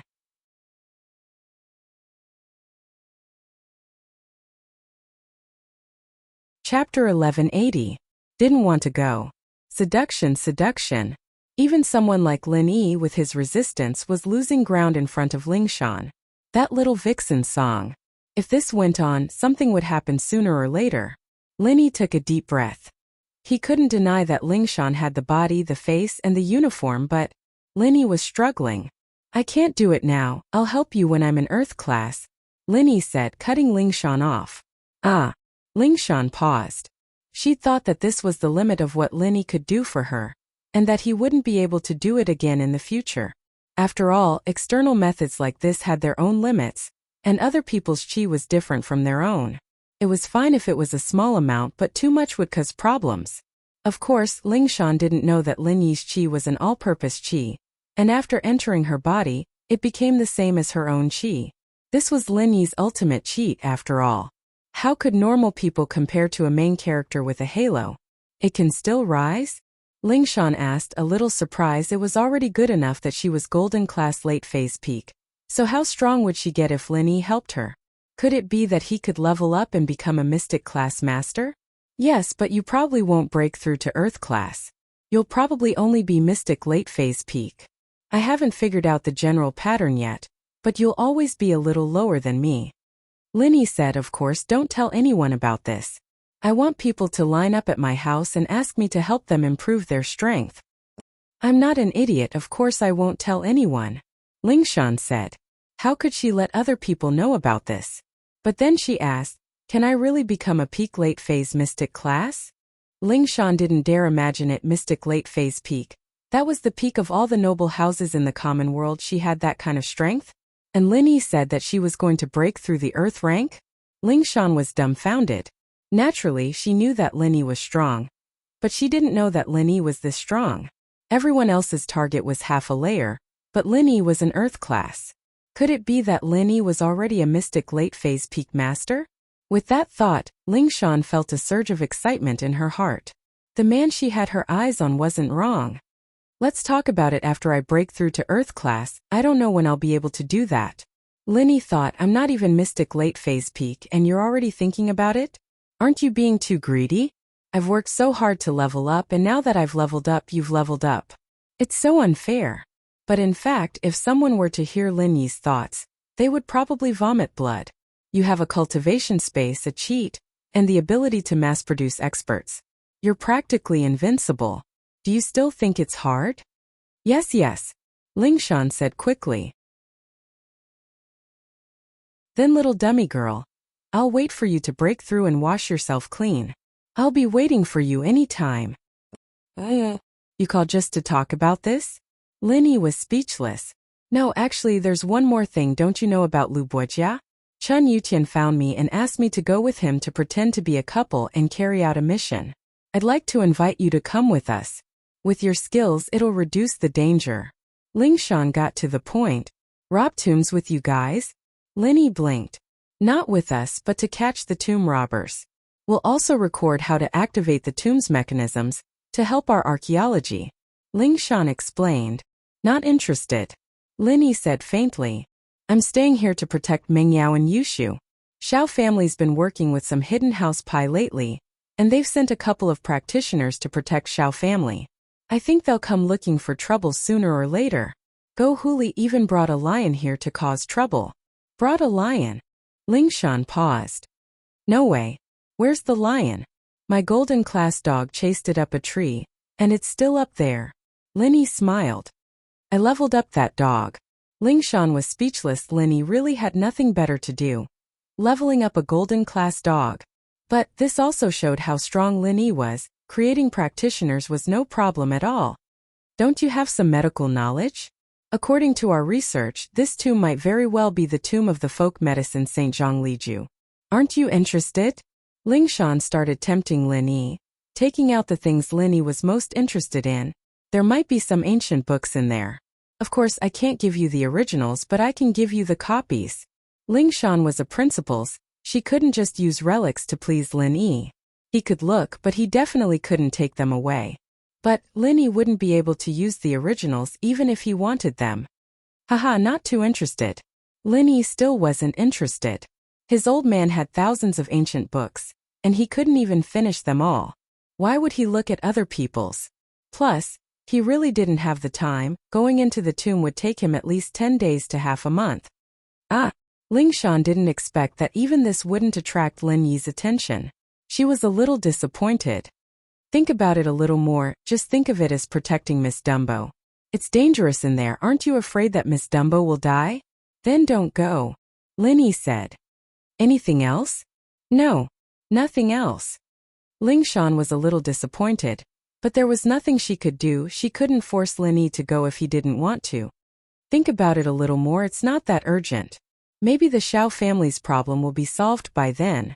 We'll talk about it later. With that, Lin Yi hung up. After hanging up, Lin Yi walked out of the room and into the living room.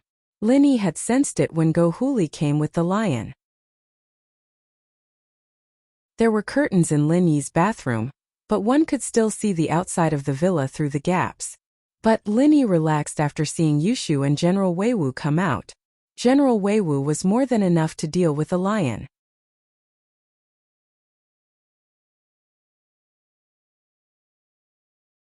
Chapter 1181.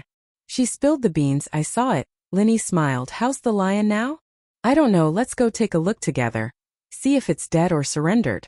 Yushu was eager to know the result after hearing Lin Yi's words. Meng Yao wasn't interested at first, but after hearing Yushu and Lin Yi's words, she was curious as well. She stood up and followed them out of the villa. But when they walked out, they saw a spectacular scene. General Weiwu was leaning against the shade of a tree, and the lion was respectfully squatting beside General Weiwu. It was fanning General Weiwu with a broken piece of paper in its front paw. What? General Weiwu has a follower. Yushu's eyes widened, shocked. Haha. Linny wasn't surprised at this result. It was just a lion after all. It was a piece of cake for General Weiwu to take care of it. Shield bro, now that you have 2 followers, you can go out without worry when we're at home. Yushu said happily. Now we have another guard. Mengyao couldn't help but smile as well. A lion fanning a dog was something that could only be seen in cartoons, but it was happening right in front of her eyes. Mengyao couldn't believe it. But then again, ever since Linny moved into the villa, too many unbelievable things had happened in the house. This lion is a little weak, and it might not have surrendered wholeheartedly. It's just afraid of General Weiwu's aura, Linny said faintly as he looked at the lion not far away. Oh. Yushu paused. This lion was faking its submission? Did that mean it wasn't very loyal? Yushu wasn't an idiot, and this was the case in real life. Some people were forced to submit to pressure and power, but in reality, they were waiting for the right opportunity to retaliate.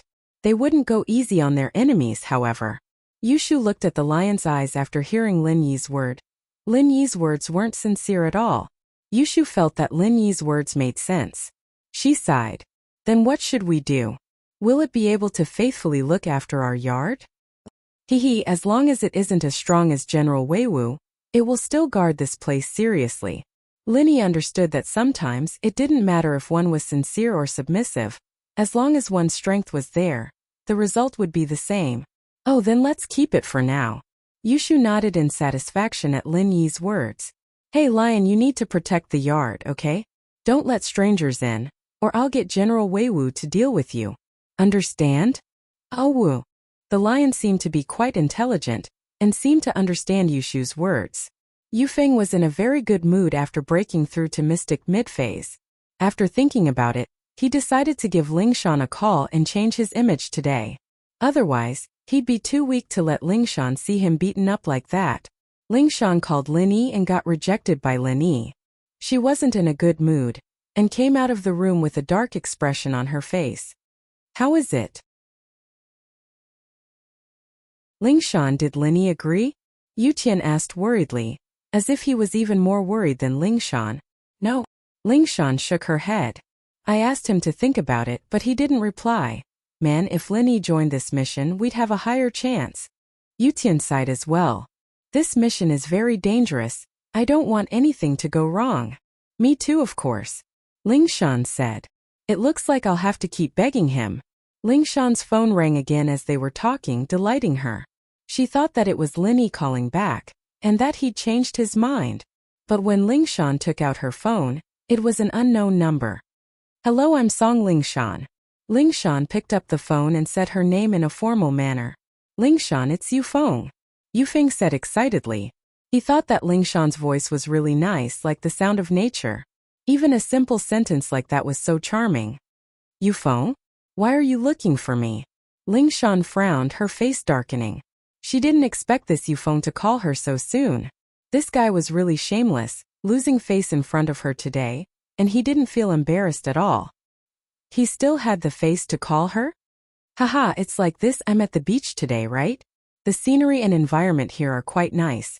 And I heard that you're on leave tomorrow, so I wanted to invite you to the beach and relax. Yufeng said with a smile. Lingshan, you're under a lot of pressure from work. You can relax at the beach and enjoy nature. Let's have a picnic, what do you think? Lingshan was pissed off. Did this Yufeng do a thorough investigation? He even knew that she was on leave tomorrow? How's your injury? Weren't you going to the hospital today? What, you're leaving already? Lingshan said faintly. Her meaning was clear. You were beaten up like that, why didn't you just stay in the hospital for treatment? What were you doing out here? Lingshan, don't misunderstand. I didn't fight anyone today, I got beaten up on purpose. Yufeng had already thought of what to say. In order to not lose face, he found a perfect excuse. Oh, you got people to beat you up on purpose? Lingshan paused. Was there an idiot like that in this world? Looking for a beating? Was he itching for a beating? Yes. Yufeng said seriously. Lingshan, This is actually a method I came up with myself to train and level up. I call this method of leveling up cadence. What is the cadence? It's suppressing and showing off. Every time I reach a bottleneck, I'll use this cadence to level up. First, I'll suppress myself, and this means that I won't fight back, I'll just endure it. When I can't take it anymore, I'll explode and level up. Then you broke through? Lingshan asked faintly. Yeah, I broke through. Yufeng said proudly. I'm a mystic mid-phase now.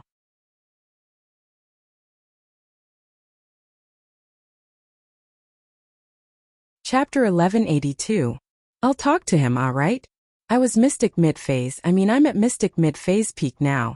Yufeng jumped in fright, remembering that he'd told Lingshan that he was one level stronger than her. He'd almost let it slip. Is that so? Congratulations then. What did Lingshan do for a living?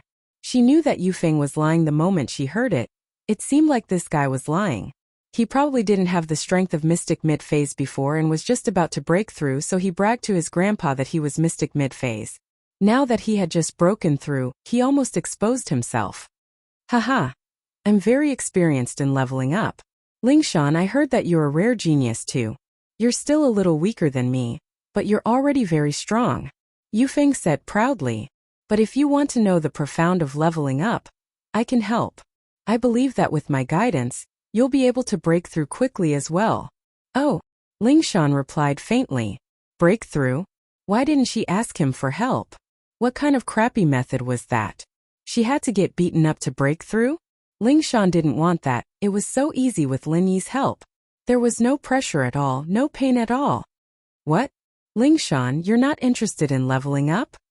Yufeng paused. He thought that Lingshan would be really excited after what he'd said. But Lingshan's attitude was very calm, as if she didn't hear anything at all. That shouldn't be the case, right? Yufeng thought that most people would be excited when they heard about the profound meaning of leveling up. This was very important to a warrior. The path of cultivation was full of hardships, and every step was going against the flow. Every breakthrough required a huge price. No one could get something without putting in the effort. So, leveling up was a huge temptation for a practitioner, but why didn't Lingshan care? Yufeng didn't understand. How could he have known that Lingshan would be able to level up so easily with Lin Yi's help? With such a good leveling tool like Lin Yi, why would he need Yufeng's profound? I have to work overtime tomorrow, so I won't be able to go. You should go yourself. Lingshan said faintly. There's a case and I have to stay. Yufeng didn't know what to make of it. Lingshan's one sentence had blocked all of his excuses. No matter what Yufeng said, it was useless. Lingshan had a job, she couldn't just give it up, could she? Is there anything else? Lingshan asked. No. No more. Yufeng said helplessly. If there's nothing else, I'm hanging up, Lingshan said and put the phone on the table, letting out a long breath. She didn't know why, but Lingshan felt a sense of disgust when she heard Yufeng's voice. Who's calling? Lingshan, you don't seem too happy? Yutian looked at Lingshan curiously. Houseyu's Yufeng, I don't know what's going on, but my grandpa wants me to marry Houseu to Houseu. Lingshan didn't hide anything from Yutian and told him her troubles. What? Yufeng? Yutian froze, looking at Lingshan in disbelief. You're saying that your old song wants to marry Houseu? What's going on? How would I know? Lingshan rolled her eyes helplessly. Didn't I always say that the man in the future would be stronger than me? Grandpa remembered it, and I don't know how he got in touch with Houseu saying that Yufeng was stronger than me, so he made a deal with them privately. I didn't think that Yufeng would come looking for me. But don't you like Lin Yi? You and Yufeng? Yutian asked, agitated. I don't like Yufeng at all. Lingshan shook her head. But Grandpa won't listen when I tell him, so I can only deal with it for a while. Hopefully this Yufeng will back off. I see. If that's the case, I'll talk to him when I see him and explain things to him. Hopefully, he'll give up on his own. Yutian, on the other hand, knew about the marriage between noble houses, but it wasn't impossible to cancel the marriage if both parents objected. And so, Yutian thought that since Yufeng and Lingshan hadn't broken up yet, he'd talk to him about it, and maybe he'd let go. They were both men after all. If he could let go, what about Yufeng? Yutian bro, it's best if you don't go.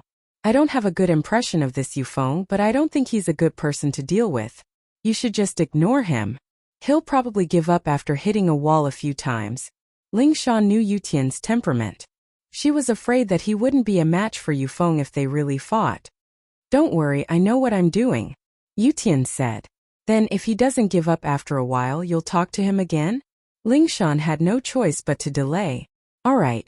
If he still doesn't give up after a while, I'll talk to him. Yutian nodded. Miracle Dr. Guan's injury medicine, with House Lu and Fatty Lie's business backing it up, began to be sold on a large scale in the market without any pressure, and sales were rising steadily. Especially after the effects of the medicine were verified by the consumers, the sales volume doubled. Fatty Lie was overjoyed by the huge supply, but he had no choice but to take a loan and invest in the production line as soon as possible. From the looks of it, it wouldn't be long before the stock ran out, and the market would be out of stock. Although this would create a situation where the demand exceeded the supply, the consumers would also have negative feelings towards Miracle Dr. Guan's injury medicine. Being out of stock was always uncomfortable. And so, in order to prevent this from happening, Fatty Lie gathered people and started working overtime to increase production. From the looks of it, the new product hadn't even been put into production yet, and they had to make way for the injury medicine. Even if they increased production, they wouldn't have the extra production lines to produce the new painkillers. It was already good enough that they could supply the entire country with the injury medicine. This was something that Fatty Lie didn't foresee. He didn't think that the injury medicine would be so popular and affect the entire country. He originally only wanted to push it into the market in the province and nearby provinces, but he underestimated the network effect. As of now, everyone knew about Miracle Dr. Guan's injury medicine.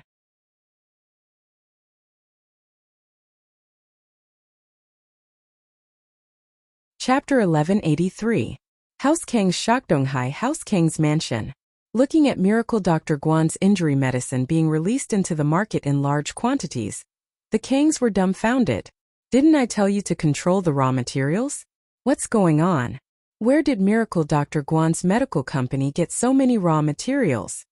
Dr. Kong looked at the news and smashed the teacup in his hand onto the floor. He yelled at Kong Guifeng, tell me what's going on.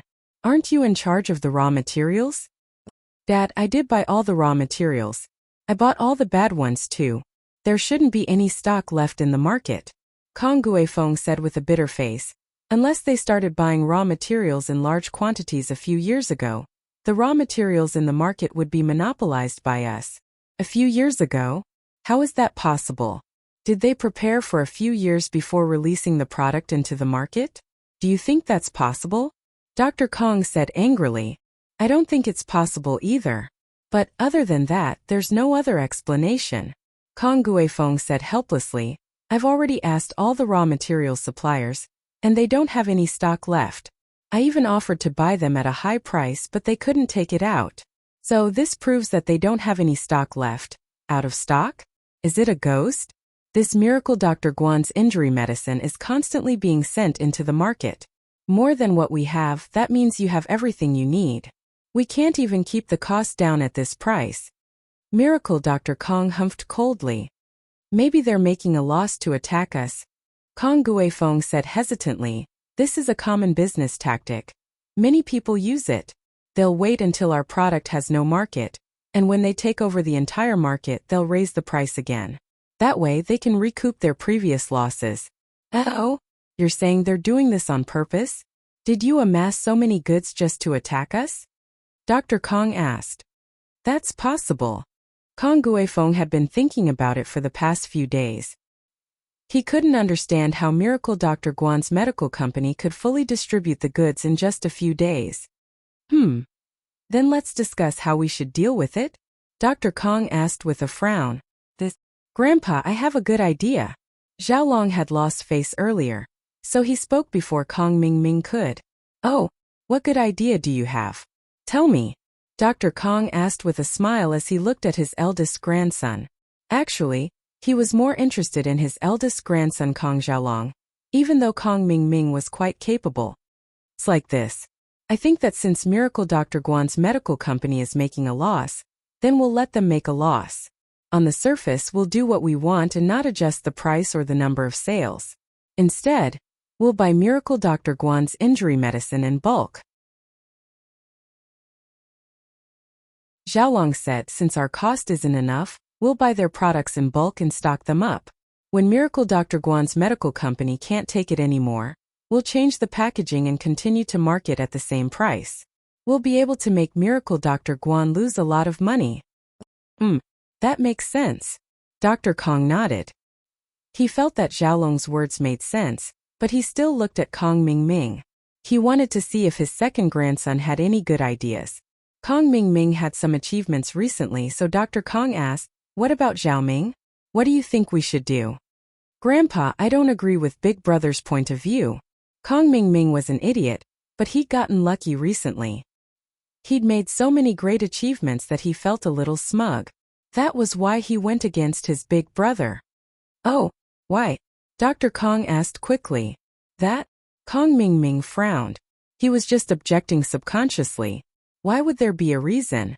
But since his grandpa asked, he couldn't say he didn't know. He could only brace himself and start talking nonsense. "Grandpa, think about it.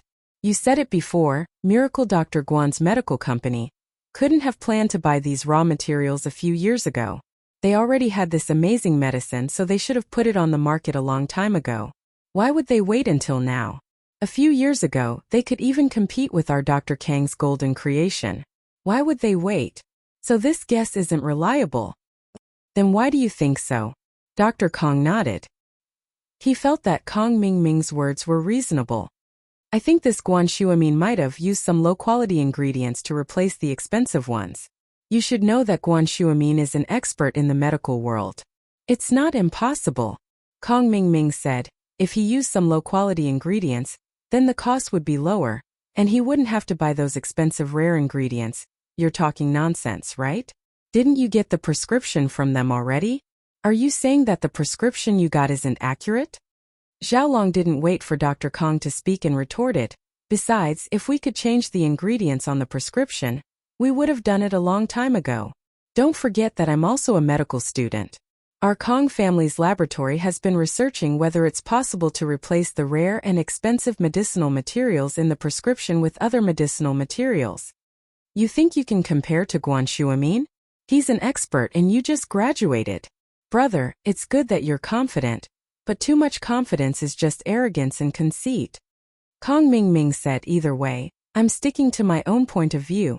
I got the prescription from them, that's true, but you can't guarantee that they won't change it when it's put into production. All right, stop arguing." Dr. Kong saw his two grandsons arguing, and he was a little annoyed.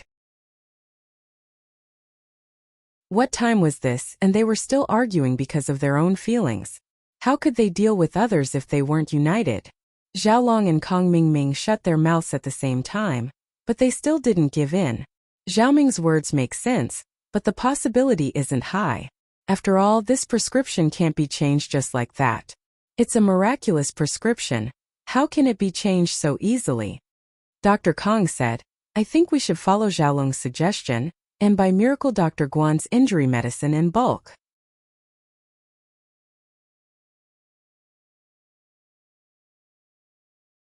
Chapter 1184. Going for wool and coming home shorn. Don't be too happy. If we didn't cancel the engagement with the Xiao family, our house Kong would have been flying high by now. You were the one who opposed your brother's point of view. Actually, Xiaoming's point of view is right. You need to learn from him. Dr. Kong looked at Xiaolong's smug face and scolded him. "Yet, Grandpa, I understand." Xiaolong's expression tensed up as he replied carefully, "Grandpa, I still insist on my point of view."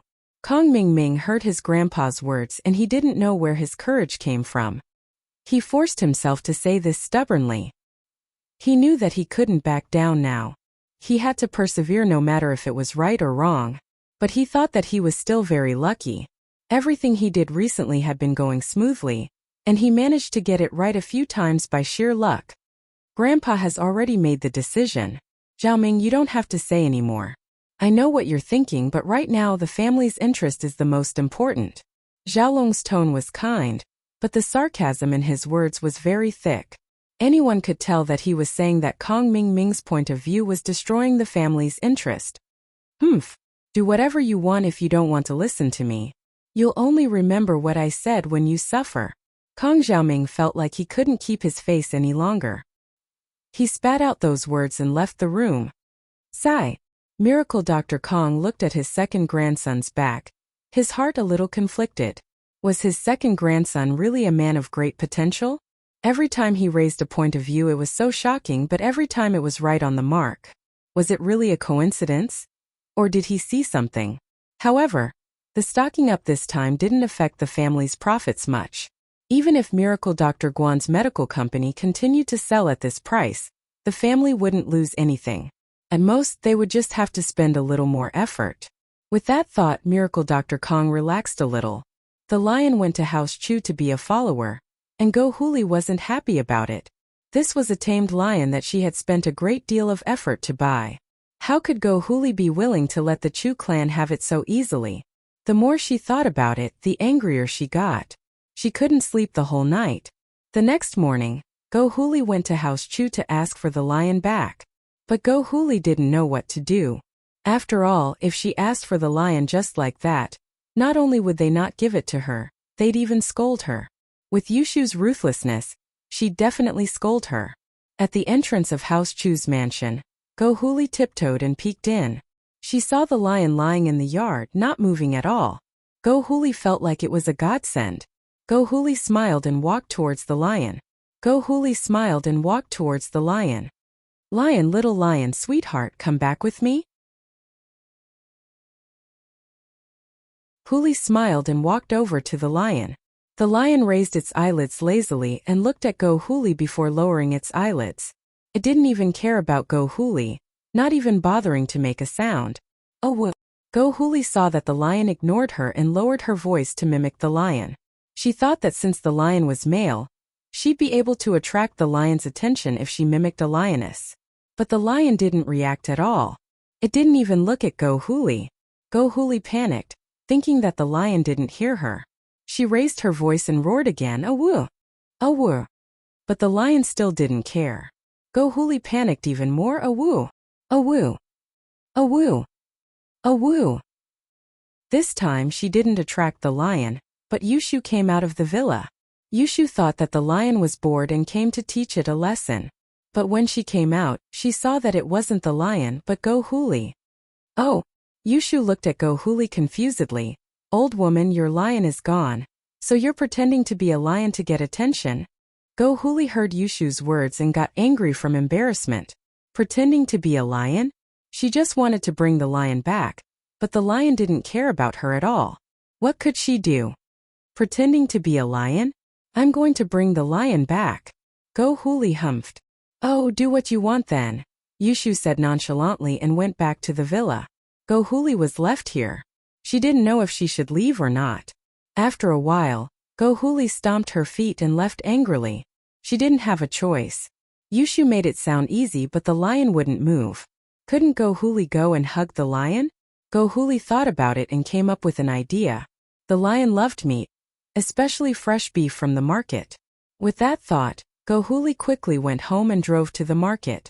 She bought a big piece of fresh beef and went back to Mingyao's villa. "Lion, lion, I bought your favorite beef. Want to go home with me?" Go Huli tempted the lion with the beef. Under the temptation of the beef, the lion looked up at Go Huli and stood up with a howl. Go Huli was overjoyed. An animal was an animal. Milk was a mother. She gave it food, so why wouldn't it go home with her? "Little lion, come home with me. I'll give you big fish and meat every day. I promise you'll eat well." Go Huli raised the bag of beef in her hand proudly. The lion stood up and walked to Go Huli. It raised its head and bit down, snatching the bag of beef from her hand. Go Huli was afraid that the lion would bite her hand and let go subconsciously. The bag of beef went into the lion's mouth. "Little lion, I've given you the beef. Come home with me," Go Huli said. But the lion turned around with the beef in its mouth and gave Go Huli a butt. The lion quickly ran to the door of the villa and scratched it with its front paw. After a while, the villa's door opened and Yushu walked out. The lion gave the bag of beef to Yushu. Yushu took it and saw that it was full of fresh beef. She was overjoyed. Little lion, where did you get this beef? I was just worrying about what to eat tonight. Now I can make curry beef and potatoes.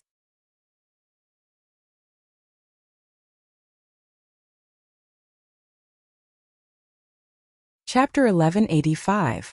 Chapter 1183 Diarrhea. Thank you, old woman. You're such a nice person sending meat to my house. Yushu waved her hand at Huli, who was livid with rage. I'm so pissed. Go Huli was furious, but there was nothing she could do. Yushu carried the beef back to the villa with a smile. Shield bro, Go Huli gave us some beef. See if it's okay? Linny didn't go out, but he saw what happened from inside the house. He took the beef from Yushu and looked at it carefully, smelling it and licking it with his tongue. It's okay, it's very fresh. I'll cook it for you tonight. Oh, this old woman is so kind. Yushu clapped her hands. But this piece is too big, we can't finish it. Let's cut off half and give it to the lion. Linny said. Okay. Yushu happily took the beef to the kitchen and cut off a big piece before tossing it to the lion. Little lion, this is your reward. Good job, keep it up. The lion shook its head and bit the piece of beef, as if it was thanking Yushu. Go Huli, who was watching from the yard, almost fainted from anger. She was the one who bought the meat. Go Huli was so depressed that she wanted to vomit blood. This lion was so ungrateful. Fine, since you're being unkind, don't blame me for being unkind. In her anger, Go Huli came up with an idea and drove the car back to the market. This time she bought a big piece of pork but didn't leave immediately. She found a small pharmacy and bought a bottle of fruit tablets, a laxative. Go Huli left the pharmacy and found a place to rest. She crushed all the pieces of fruit and mixed them into the meat. She laughed and drove back to the villa area after the powder dissolved and couldn't be seen anymore. They arrived at House Chu's villa again, and Go Huli got off the car with the pork. She pretended to be impatient like before. Little lion, I'm here to see you again. I bought you your favorite pork, do you want to come back with me? As she spoke, she waved the pork in front of the lion. This time the lion did the same thing as before. It walked over and bit the plastic bag in Huli's hand, bringing it to the villa's door and knocking with its front paw. Yushu came out a while later, confused as she looked at the plastic bag in the lion's mouth. Was Go Huli an idiot? He had already suffered a loss once, and now he was suffering a second time? Was she addicted to suffering losses, or did she have a bad memory? But Yushu didn't say anything. She took the plastic bag from the lion's mouth and looked at Go Huli. Thank you, old woman, for giving us food again. Why yaya? I'm so pissed. Go Huli pretended to be angry. Yushu came back to the living room with the plastic bag and asked suspiciously, Shield bro, why did Go Huli give us food again? Is there a problem? Let me see. Linny took the meat from Yushu and smelled it. He wiped his hand on it and put it in his mouth. It's a laxative. Ah. Yushu was shocked and raged. I knew Go Huli wouldn't be so nice. She gave us a big piece of pork after giving us beef. Isn't she an idiot? There's a problem. General Weiwu, come here for a second. Linny waved his hand at Weiwu. Boss Linny called, and General Weiwu ran over, shaking its head at Linny. Take this to Go Huli's kitchen. Don't let anyone see it. Leave it in the kitchen and come back. Linny ordered. Woof woof. General Weiwu barked twice and left with the plastic bag in Lin Yi's hands. Yushu burst into laughter as she watched General Weiwu leave. Waha! Shield bro, you're so bad. Shu hasn't even thought of how to deal with that old woman Go Huli, and you came up with such a bad idea. Waha, they're going to rob the toilet tonight. Ha! That's Go Huli's fault. Linny didn't think much of it. After all, he didn't do anything. The laxative was Go Huli's own doing. What did it have to do with him? Go Huli watched as Yushu entered the house and didn't come out again.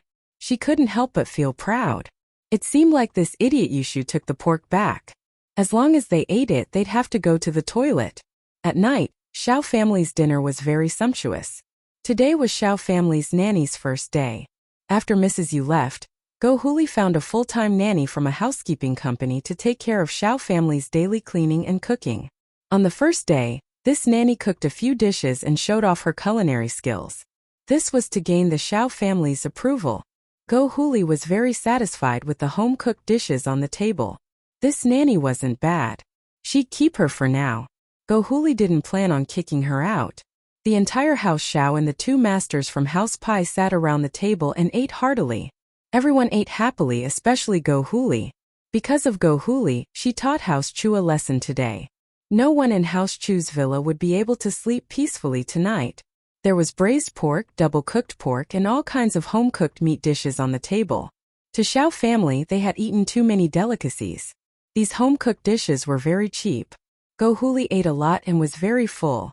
However, after the whole family ate and drank to their heart's content, the problem came. First it was Xiao Wangba and Xiao Wangdao. Their stomachs began to growl. These two were young people and ate more, especially meat. So it was reasonable for them to be the first to react. And so, these two started running to the toilet. Next was Go Huli's turn. Because of her mood, Go Huli ate a lot, especially meat. So, she started running to the toilet as well. Then it was Xiao Ji, Xiao Ben and Xiao Ben's wife. Finally, it was the two masters from House Pai. The two masters from House Pai ate a lot as well. But because of their strong physique, they waited until the last to react.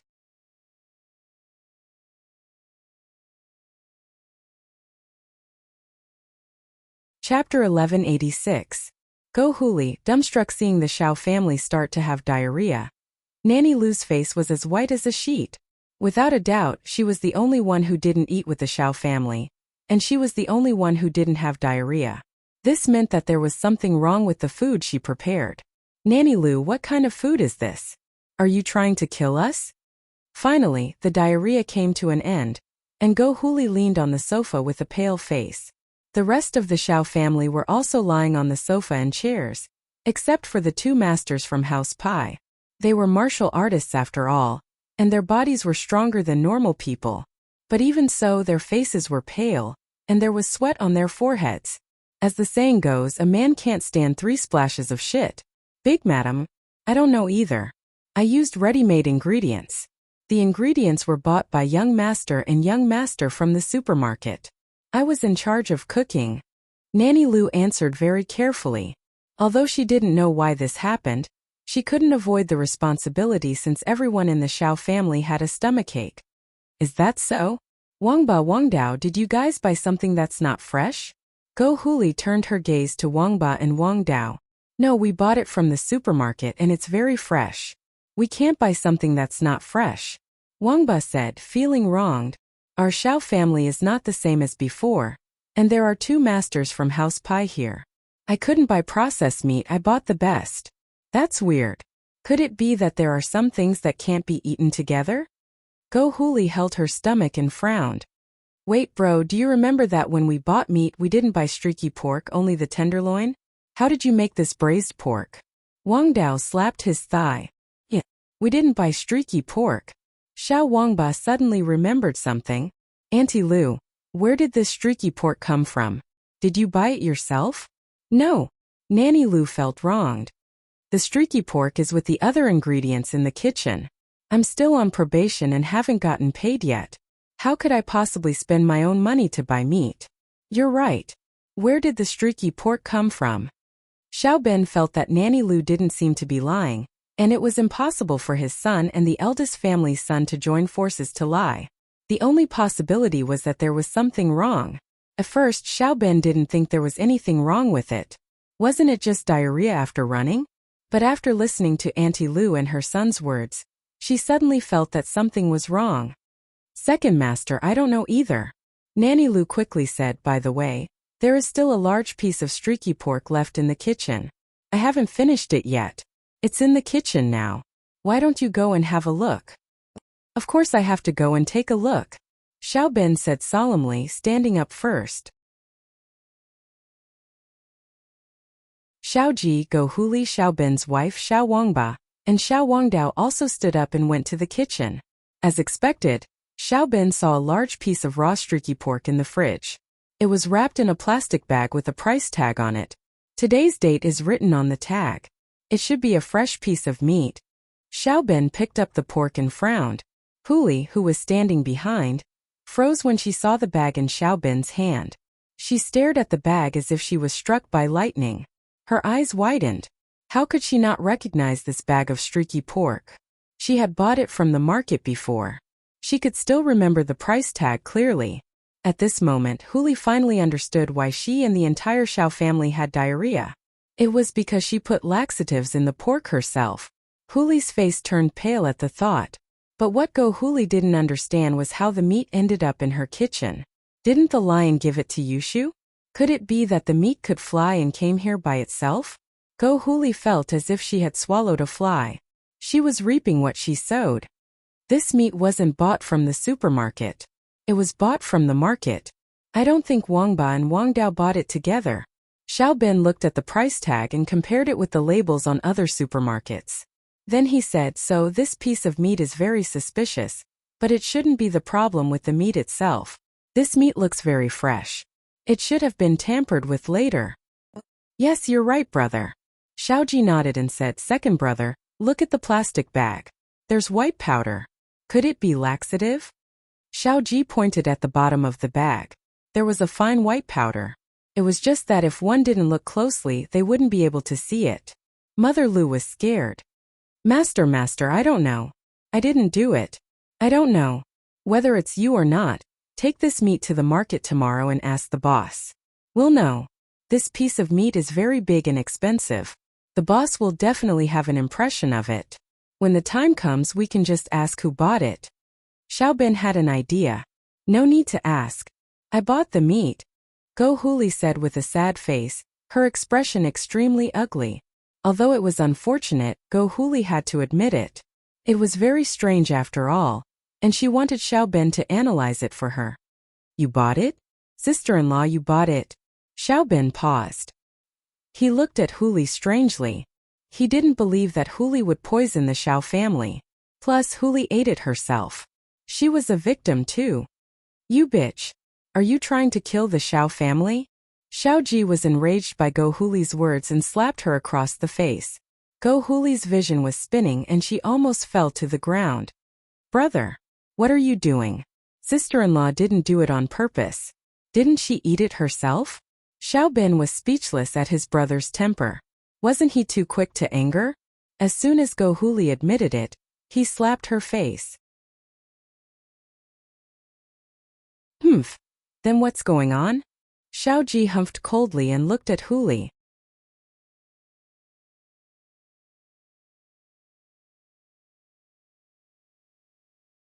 Chapter 1187. Go to the Xiao family. Xiao Ben listened to Go Huli's explanation and didn't know whether to laugh or cry. There was no doubt that this was done by someone from House Chu's villa. Xiao Ben knew Lin Yi's strength very well. It wouldn't be hard to sneak a piece of pork into House Zhao's kitchen without anyone noticing.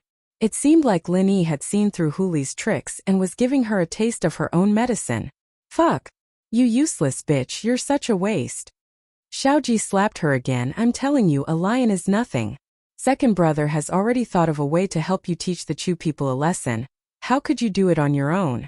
Are you okay now? Did something happen? We're all in trouble with you. My stomach. Big brother, it's fine, this is a good thing. Luckily, sis-in-law bought laxatives. If it was poison, we'd be in the hospital right now.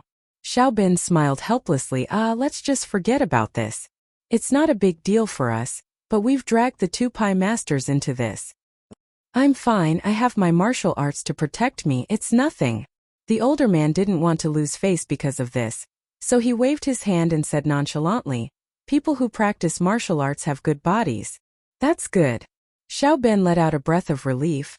I've let Elder Pai and Mr. Pai see us as a joke. It's nothing.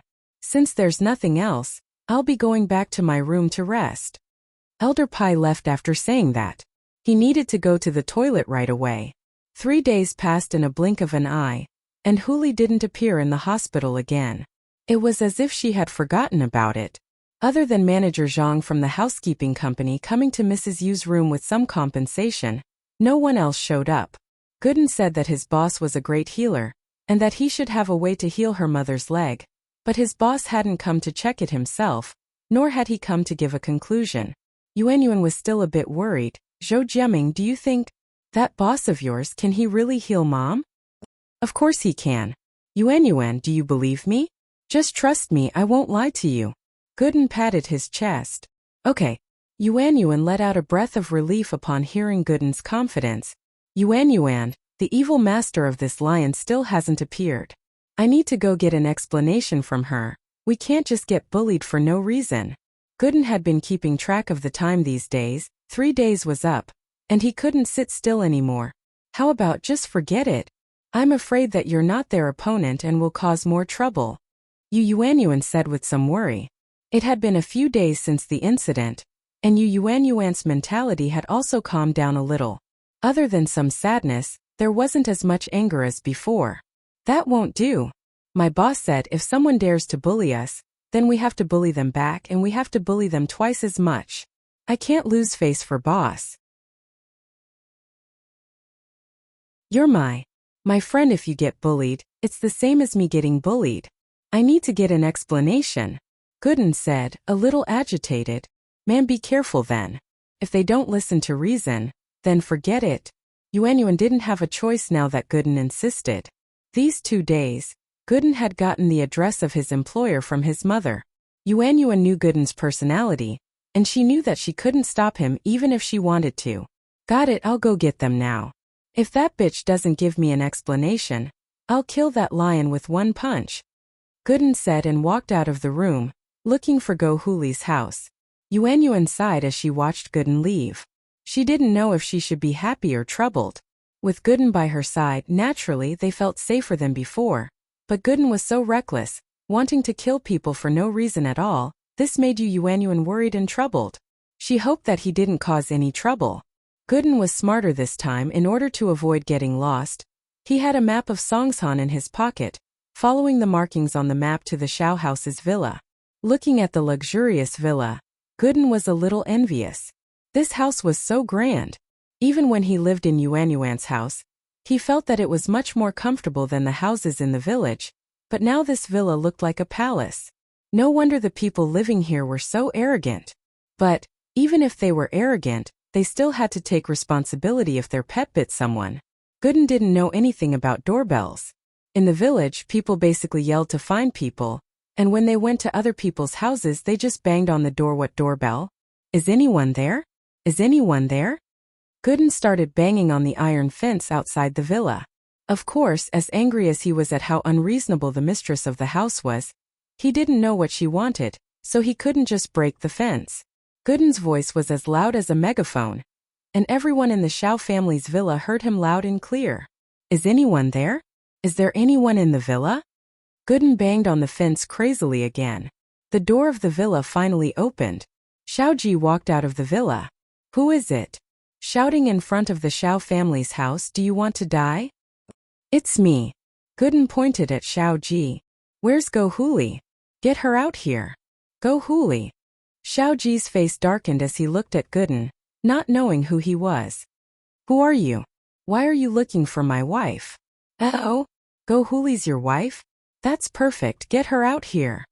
Gooden heard that Go Huli was Shaoji's wife, and he knew that he'd come to the right place. Who are you calling a wife? Go Huli came with Shaoji, and she was just called a wife by Yushu, and now Gooden was calling her a wife again. She was a bit pissed. You're here to cause trouble, aren't you?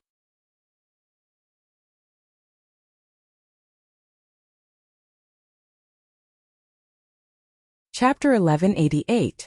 House Pie's master attacks your Go Huli? I'm looking for you. Gooden pointed at the iron door. Open it, let me in. Open it? You're here to cause trouble, aren't you? Can't you see where you are? Is this a place you can do whatever you want? How dare you yell at me, do you want to die? Go Huli naturally didn't think much of Gooden. You wicked old woman. You are indeed a little unreasonable.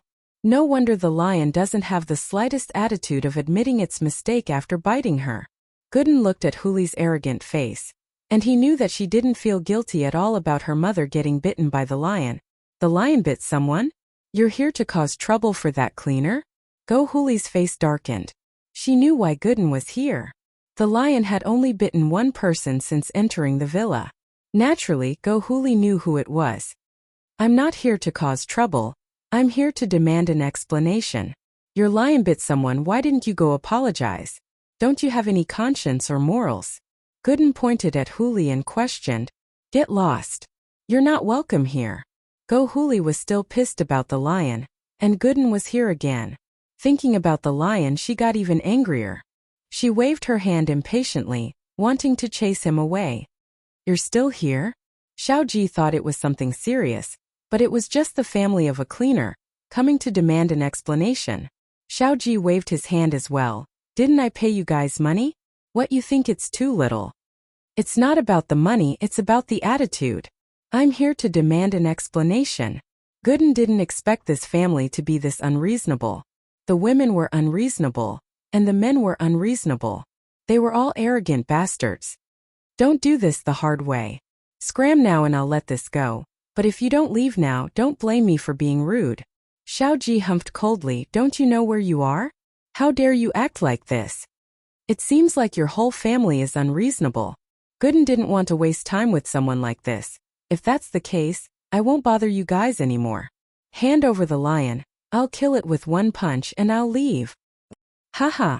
Go. Huli smiled coldly. The lion isn't here. What can you do even if it's here? You want to beat me to death? Stop bragging, I won't bite you to death. Xiao Ben didn't believe Gooden too. He smiled coldly and turned around to go back to the villa with Huli, ignoring Gooden. Alright, since you won't let me in, I'll go find it myself. With that, Gooden pulled with his hand, and the iron fence seemed to be made of soft mud. It was torn apart without any resistance. After tearing down the bars, Gooden walked in as if he didn't care about Xiaoji and Go Huli at all. Xiaoji and Go Huli were stunned. They thought that Gooden was just a relative of the cleaner, and a small character like this wasn't someone the Xiao family would care about. But this Gooden suddenly turned into a master, and that thick iron fence was like soft mud in his hands. This scared the hell out of Xiaoji and Huli. Of course, they were people who had seen the world, and they knew that martial arts practitioners were powerful. Could this person be a practitioner as well? Xiaoji panicked and said to Huli, let's go. Find the masters from House Pai. Huli didn't dare linger, following Xiaoji up the stairs. Xiaoji called out as he ran. Not good, Elder Pai, Mr. Pai. Someone's here to cause trouble for the Xiao family. Please help us. Elder Pai and Mr. Pai were practicing when they heard Xiaoji's call. They frowned. Could it be that the Xiao family was in some trouble? After Elder Pai and Mr. Pai came to the Xiao family, the Xiao family treated them like they were their ancestors, serving them with good food and drinks. House Pai had told them that they would only ask for help if there was a problem that the Xiao family couldn't handle. But there hadn't been any trouble recently, and it made them feel a little embarrassed. Now that someone was here to cause trouble, it was the perfect chance for Elder Pai to show off his skills. But Elder Pai was a little worried. Was this a normal gangster or a real master? If it was a real master, then he'd be able to handle it, but dealing with a gangster would be lowering his status. What's going on? Head of the Xiao family, someone's here to cause trouble? Elder Pai pushed the door open and asked. Old Pai, help. The person who came is also a master. With just a casual tug, he tore the iron bars apart. It was as easy as playing with mud. Xiaoji quickly said. Oh, the iron bars at the entrance were all torn apart? Elder Pai furrowed his brows. He knew how thick the iron fence in front of the mansion was. If someone could tear it apart, it would be impossible for a normal person to do so. This person must be a cultivator. He was at least golden class early phase too. Was he a spiritual practitioner or a physical practitioner? With that thought, Elder Pai turned to Mr. Pai. Let's go see what's going on. Thank you, Elder Pai. Xiaoji naturally breathed out in relief. No matter how strong this person was, with Elder Pai here, it was a piece of cake. Elder Pai brought Mr. Pai downstairs, bumping into Gooden, who was walking up the stairs. He looked around, searching for the lion. It looks like you're here to cause trouble? Elder Pai stood in front of Gooden, asking faintly. He couldn't tell Gooden's strength right now, and whether it was a spiritual practitioner or a physical practitioner, one couldn't tell unless they used their practitioner's arts or attacked. Of course, that was excluding people like Lin Yi who had a golden finger. Who are you? You're the helper that the men and women hired? Gooden looked at Elder Pai oddly. Why are they so dumb? Why did they hire an old man? All right, get out of my way, I still need to find the lion. How dare you disrespect Elder Pai? The young man beside Elder Pai was enraged. Elder Pai was a man of status. He had some status in House Pai, and he was Mr. Pai's elder. Mr. Pai wasn't happy with Gooden's disrespect. He wanted to teach this idiot a lesson, and so he sent a slap towards Gooden's face.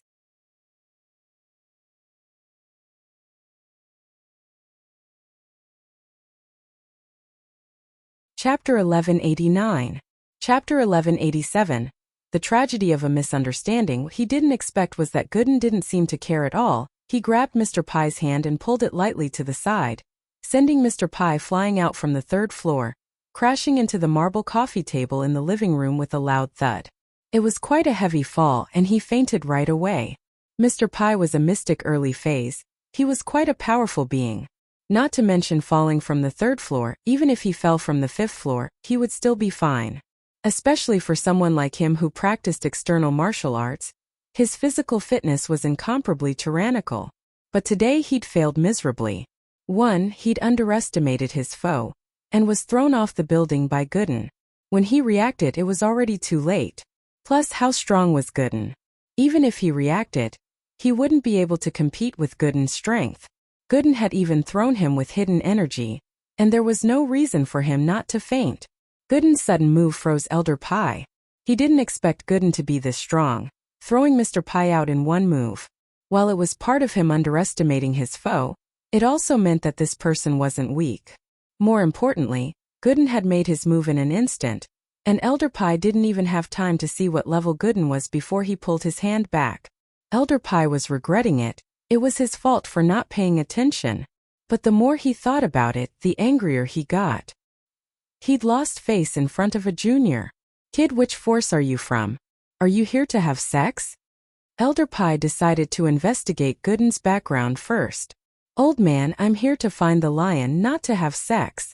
As for that guy just now, he was the one who hit me first. That's why I threw him out. Gooden was a reasonable man. Give me the lion. I'll kill it with one punch and I'll leave now. Kid, I think you don't know your place. You dare make such a request in front of me? Elder Pai raged. Good, very good. You have guts. In front of this old man, not many people dare to be so arrogant. You really don't put me in your eyes. Brat, no matter who you are, you have to pay the price today. Old Pai saw that Gooden didn't give him any face, and he got even more pissed off. This was blatant disrespect. He wasn't a normal person in House Pai, and he was about to break through to Earth class. How could he be looked down upon by a kid here? Gooden looked at Elder Pai, confused. I don't even know who you are, and you keep calling me old man. Are you trying to help the lion? Or are you just bored? If you have nothing better to do, then go away. I don't want to beat you up. Why yeah. I'm Pai Yang. Elder Pai was pissed off. The guy wanted to beat him up, but he didn't? How many years had it been? He was one of the top figures in the hidden houses, and he'd never been humiliated like this before. And so, he announced his name, someone that even the 8 noble houses had to give him some face. Ha! Gooden paused. You're itching for a beating? Gooden's thoughts were a mess. This old man really had nothing better to do, coming here to meddle in other people's business. The reason was that he was itching for a beating. Gooden was a practical man, but he was in a bit of a dilemma today. This old man was stopping him from going to the lion just because he was itching for a beating? Wasn't itching to get beaten up? But he didn't have anything to do with this guy, and he didn't want to beat him up. But from the looks of it, if he didn't get rid of this old man, he wouldn't let him go to the lion. Gooden had no choice but to ask, are you itching for a beating? That's right. I'm Pai Yang. Elder Pai saw the awkward and troubled look on Gooden's face, thinking that he'd heard of his name before. It seemed that his name was quite useful after all. In the common world, he was a very powerful existence, and all the practitioners knew about it. This made things easier. Since this Gooden knew him, he'd tell him who his master was and where he came from. If he was from a small sect or a small noble house, then he'd help House Pai extort some money from them. This was a once-in-a-lifetime opportunity to extort money from them. Pai Yongyong thought that if he could extort a sum of money from them, the patriarch would definitely be very happy. Man, I didn't want to hit you, but since you're itching for a beating, then I have no choice but to beat you up first. Otherwise, you wouldn't have let me go to the lion. Gooden sighed helplessly before raising his fist and punching at Yongyong's face. Yongyong didn't understand what Gooden was talking about, and just as he was thinking about what he meant, Gooden's huge fist came smashing at him, making him see stars. Pai Yongyong was a mystic late-phase peak master, and his defense was quite strong as well. Normal attacks were useless against him, unless it was an opponent of a higher level. Gooden, however, was an exception. After a few punches, Yongyong was stunned. I'm Pai Yongyong, I'm not itching. Yongyong finally realized what was going on. This brat in front of him thought his name was itching for a beating. After Pai Yongyong figured it out, he quickly yelled out while protecting his vitals. It hurt so much. While Pai Yongyong felt humiliated and indignant, he was also a little shocked. He knew how strong he was, and the person who could beat him up so badly had to be at least in the middle phase of the mystic class. This kid in front of him was this strong? But the next moment, Yongyong was even more shocked. He heard a crisp crack, and his right leg started hurting. Yongyong realized that his leg was broken by Gooden. To be able to break a mystic late-phase peak master's leg even after protecting his vitals, what kind of terrifying level was his own strength? Was he beyond mystic late-phase peak?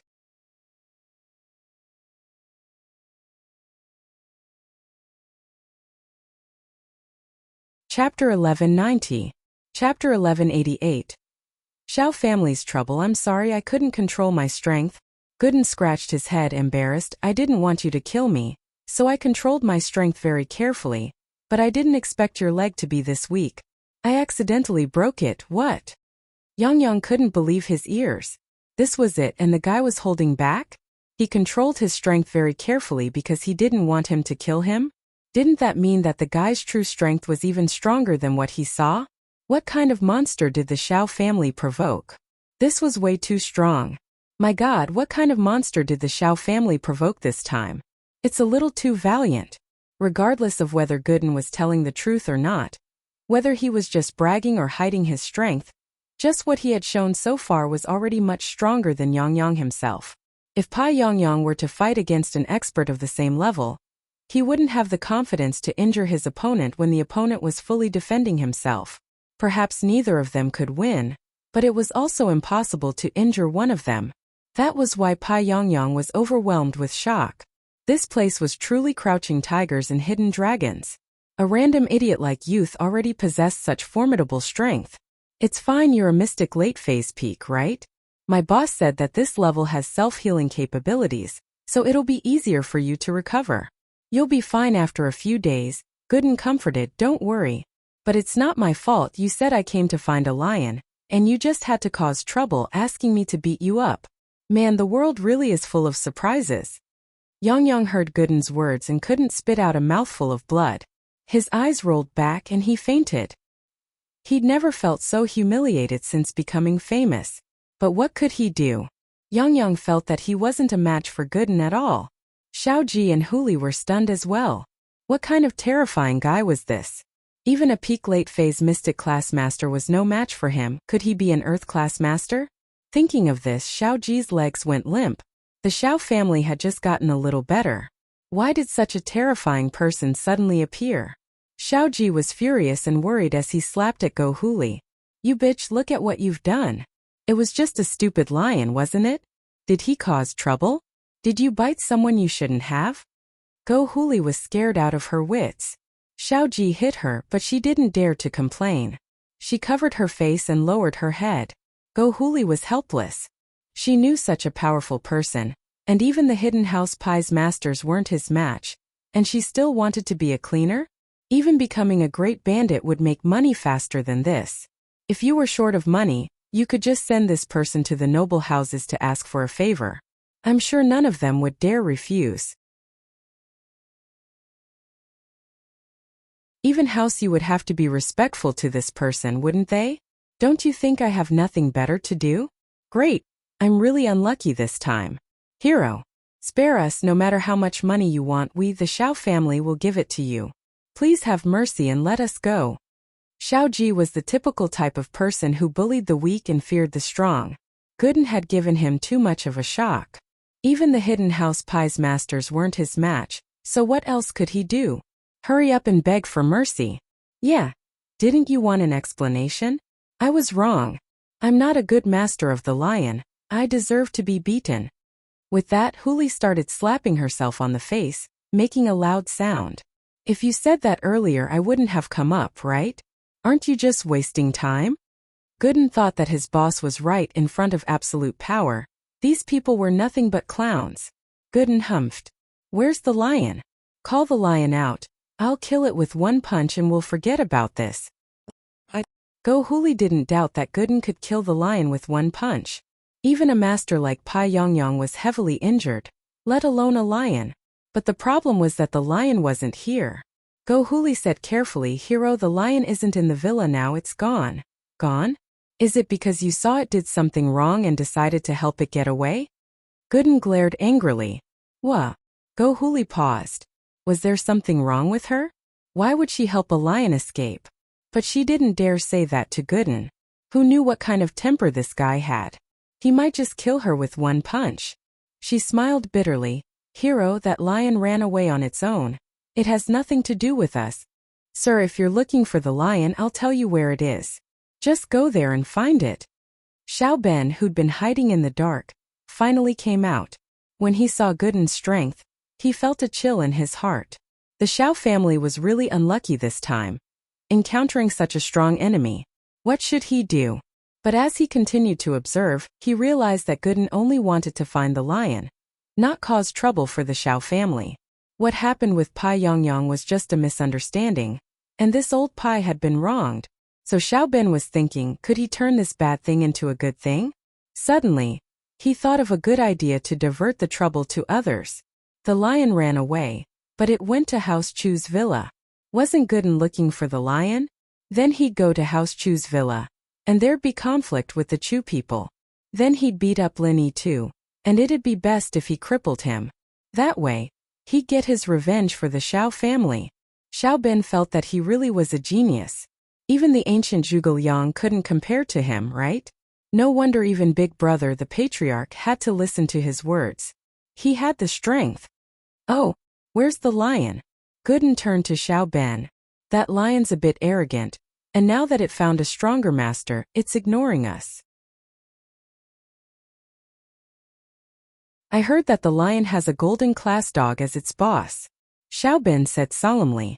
It wasn't a secret that House Chu had a golden class dog, and anyone in the noble houses would know about it. What?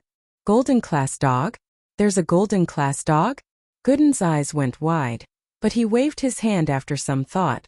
Who cares what class it is? If it dares to protect the lion, I'll kill it too.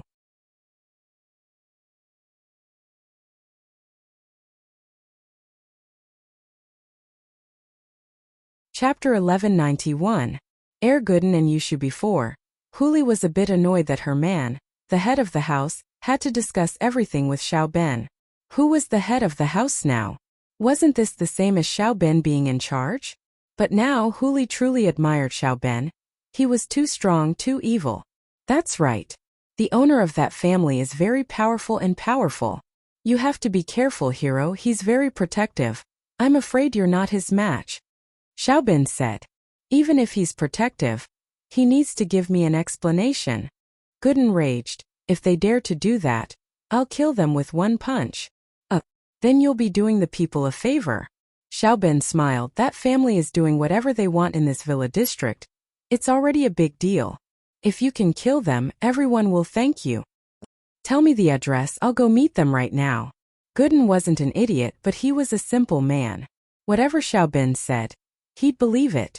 Otherwise, he wouldn't have been scammed by Xiaoke until he was penniless. Let's go, Mr. Warrior. I'll send you off and show you the way. Xiao Ben made a welcoming gesture as he spoke respectfully. Gooden came out of the Xiao family villa and ran to the Chu villa according to Xiao Ben's directions. The Xiao family, on the other hand, started laughing happily as they watched Gooden leave. Brother, you're really something. sending such a strong guy to cause trouble for House Chu. Even Lin Yi wouldn't be a match for him. Xiao Ji gave him a thumbs up. Of course I'm not his opponent. Xiao Ben smiled. It'd be best if their conflict gets more intense and they kill that Lin Yi. Then we can take over House Chu's company. The Xiao family had always wanted Peng Zhan's assets, and it was a sore point that they couldn't get it last time. Now that they had House Pai's support, the Xiao family naturally wanted to regain their face, but they never had the chance to do so. Now that Gooden was here, even if Lin Yi didn't die, he'd be heavily injured, and they could make their move on House Chu. Brilliant second brother. Xiao Ji nodded. Right, the two masters from House Pai, big brother. I almost forgot about them if you didn't mention it. Hurry up and send them to the hospital. Don't let anything happen to them. They are the support of our Xiao family. With that, Xiao Ben ran back into the villa. The two masters from House Pai might not be a match for Gooden, but they were more than enough to deal with the other noble houses. Therefore, Xiao Ji quickly dialed the emergency number and called an ambulance. Gooden ran all the way to House Chu's villa, and as expected, he saw a lion and a dog on the lawn. The dog seemed to be training the lion, making it jump up and down. This dog wasn't simple. Gooden looked at the dog. He couldn't tell how strong the dog was, but it didn't seem weak. Otherwise, a lion wouldn't be this obedient. Gooden was born in a village, and he often hunted in the mountains. He knew the habits of animals. This lion was afraid of a dog, so there was a problem. Not far from the dog and lion stood two beautiful girls. One was tall and slender, while the other was slightly buxom. The slightly buxom girl was giving instructions to the dog, as if she was telling the dog the training plan for the lion. Gooden's face reddened as he looked at the two beautiful girls. Why were the girls in the city so beautiful? But Gooden only took one look before moving his eyes away. Don't look at indecent things, that was what his dad told him. When Gooden was very young, his dad always told him that farmers shouldn't find wives that were too pretty, or they wouldn't be able to keep them. Gooden knew his place too. He had some strength in his hands, but he wasn't handsome, smart, or brave. Finding Yuan was already a blessing from 8 lifetimes. He didn't dare think about girls that were too pretty. But Gooden was a bit puzzled. Didn't they say that the owners of this house were all bad people? How could such pretty girls be bad people? Go Huli did look like an old hag, sharp and mean, but these two girls in front of him were too cute and pretty. They didn't look like bad people at all. Looking at the lock, Gooden knocked on the door. He really couldn't do anything to these two pretty girls, even though he knew that not all pretty girls had good hearts. For example, that Xiaoke he met at the train station, wasn't she just a liar? But Gooden thought that he should try to be polite before resorting to violence. He hoped that these two girls would be reasonable. Who are you looking for? Yushu was in the middle of training the lion to guard the villa when someone knocked on the door. She turned around to see a plainly dressed young man standing outside the villa's door. She asked, startled, I'm looking for this lion. This lion bit my friend's mother, and I'm here to demand an explanation. Let me deal with this lion and I'll let this go. Gooden, on the other hand, didn't make a move right away. After all, he knew that this was a bit complicated. The lion might have come here, but the bite was in the Xiao villa. It had nothing to do with these two girls, so he didn't have anything to do with them. He just wanted to get the lion back. Lion? Bit your friend's mother? That's impossible. This lion hasn't left our house since coming here. Why would it bite your friend's mother? Are you sure you're not mistaken? Yushu didn't know what Gooden was talking about. This lion belongs to Go Huli, right? My friend's mother is a cleaner at Go Huli's house, and she got bitten by this lion. I'm here to demand an explanation. Gooden explained. Fuck. Since she got bitten at Go Huli's house, you can go get an explanation from Go Huli.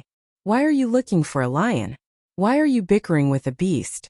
If it weren't for that evil master, this lion wouldn't have bitten your friend's mother. Yushu didn't want to waste time talking to Gooden anymore, so she waved her hand. She's already apologized and paid the compensation. Now we only need this lion. Give it to me, I'll kill it with one punch. Gooden was a bit narrow-minded. He felt that Yushu was right, but this lion was still ferocious.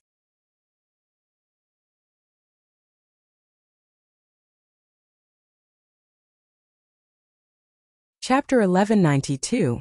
Chapter 1190. Call him over. If it weren't for Gooden's honesty, Yushu wouldn't be talking to him this much. So you're saying that you're going to protect this lion? Gooden frowned, thinking that this girl was quite domineering. It seemed that he had to use force after saying no. Mengyao frowned as well. As far as she was concerned, this was a bit hard to handle. Shu was right, but Gooden was an honest person, and if he really wanted to cause trouble for the lion, it would make sense. Mister, this lion is just an animal. It doesn't know who to bite. Without the owner's permission, it wouldn't bite. Mengyao explained, look, it's in my house now, it won't bite. Gooden was speechless. He wasn't good with words, and Mengyao and Yushu's words made him speechless. But if he really turned around and left like this, he wouldn't want to just let the lion go like this. Even if they were right, should he just let the lion go like this? Gooden sighed, how about this? This animal bit my friend's mother's leg, so I'll break its leg. No. Yushu panicked. It wasn't easy to get a guard in the house, and if his leg was broken, what was he supposed to do? Seeing that she couldn't get through to Gooden, Yushu got a little angry. She wasn't an easy person to talk to. She didn't want to talk to Gooden anymore. If you don't leave, I'll get the lion's boss to teach you a lesson. The lion's boss? Gooden blinked. This lion has a boss? That's fine, since it's the boss. I'll get the boss for his lackey's mistakes. This is the lion's boss, General Weiwu. If you don't leave, I'll open the door and let the dog out. Why are you so stubborn? Yushu pointed at General Weiwu, threatening Gooden. This dog. Gooden looked at General Weiwu. It wasn't that he looked down on it, but he'd killed countless animals before. Why would he be afraid of a dog? So he said, open the door and let it out. I can even break its legs. Gooden was a very honest man. He didn't come for the money. He just wanted an explanation. Like many other victims, he just wanted the perpetrators to pay the price and get an explanation. As for money, it was secondary. Come in if you dare. Yushu wouldn't open the door for Gooden. Gooden didn't want to use force, but since Yushu was being unreasonable, he wouldn't go easy on her. Gooden gripped the iron fence with both hands, and with a slight tug, the fence broke just like the one in front of the Shao family's villa, as if the steel was soft. Holy shit! Yushu's eyes went wide. You're that strong? General Weiwu was very lazy at first, but after seeing Gooden's sudden display of strength, he was shocked. He stood up straight and looked at Gooden cautiously. This man was very dangerous. Gooden looked at the broken fence and estimated that he might not be a match for him. Gooden didn't dare attack first, standing in front of Mengyao and Yushu. He had to protect them, and as for the lion, he wouldn't be able to protect it. General Weiwu's actions, naturally, didn't escape Yushu's eyes. Looking at the way General Weiwu acted, Yushu guessed that even General Weiwu wouldn't be a match for Gooden. How could Yushu let Gooden get to General Weiwu when she saw him coming for her? She called out, wait! Gooden was about to grab General Weiwu when he was startled by Yushu's shout. He subconsciously stopped and raised his head. What are you doing? Do you want me to hit a dog or a lion? Gooden naturally thought that Yushu saw his strength and didn't want General Weiwu to do anything. Wait, if you want to touch this dog, you need to get permission from the dog's boss. Yushu felt that the only way to deal with this person was to call Lin Yi. This dog's boss? Isn't this dog yours? Gooden paused, a little confused. He didn't expect this dog to have a boss. Of course this dog is mine, but it has a boss too. Yushu said, this dog's boss is very strong, and if he knows you hit the dog, he won't let you go. You might be able to break the iron fence, but it's just a small trick for Shield Bro. Last time my boobs got caught in the fence, and it was Shield Bro who helped me break it open. Yushu said proudly and accidentally said too much. Shoo! Mengyao didn't know whether to laugh or cry at Yushu's words. Why did she have to bring this up? Wouldn't she be a joke? As expected, Gooden's face turned red from Yushu's words. This girl was too bold, wasn't she? How could she say something like this? Gooden's face turned red, and he said helplessly, all right, call the dog's boss over. I'll talk to the dog's boss, okay? Gooden was really getting a headache from Yushu's words. When he went to the Shao family was acting all high and mighty, so it was easy to deal with. Gooden could just make a move and deal with it. But now they were just talking, and Gooden didn't have the face to hit these two pretty girls. Plus, they didn't have much to do with this. Gooden was a man who knew right from wrong, and naturally, he wouldn't hit people for no reason. But the problem was, he could be reasonable, but this girl in front of him was unreasonable. Gooden was the dumbest, and he couldn't beat her in an argument. And so, after going around and around, she didn't look for the lion anymore but Shield Bro.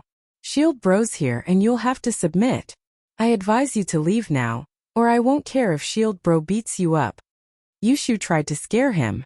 You've already destroyed our villa. Do you know what happened to the person who destroyed our villa's gate last time? No. Gooden shook his head. Shield Bro killed him with one punch. Yushu said. Gooden thought to himself, why is this so similar to his style? They both like to kill people with one punch?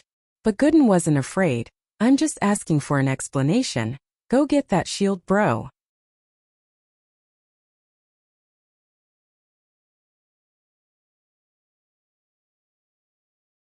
Chapter 1193. Do you know him? Gooden was speechless after hearing Yushu's words. Could this dog talk? Did this girl watch too many cartoons? Linny was practicing, so he didn't pay attention to what was going on in the yard. Linny, naturally, knew that Yushu and Mingyao were training the lion in the yard. There wasn't any danger, and General Weiwu would warn him if there was any. Hearing General Weiwu's voice, Linny quickly stopped his practice and returned to reality. Before General Weiwu could walk in, he quickly walked out of the villa and met General Weiwu. What's wrong? Linny asked as he walked. It seemed that the yard wasn't as dangerous as he thought it would be. Mingyao and Yushu didn't seem to be hurt at all. Shield Bro, there's a bumpkin here looking for trouble. Yushu pointed at Gooden. Trouble? Linny paused and looked in the direction Yushu was pointing at. He froze. Ah, boss? Gooden's eyes were wide open as he looked at Linny in disbelief. He didn't expect to see Linny here. Gooden? You're here? Linny didn't know whether to laugh or cry. Gooden probably didn't explain things clearly, and Yushu thought that he was looking for trouble. Boss, I finally found you. Gooden was beyond excited. He ran over and hugged Linny. Boss, this is great. I finally found you. Linny thought that Gooden came here with the address old Lin gave him. He didn't know that Gooden was actually here for the lion. Linny thought so, but Yushu and Mingyao looked at the scene in front of them curiously. They didn't know what was going on. What's going on? Mingyao looked at Linny and Gooden, confused. Did these two know each other? Oh, I knew it. This person will definitely surrender to Shield Bro.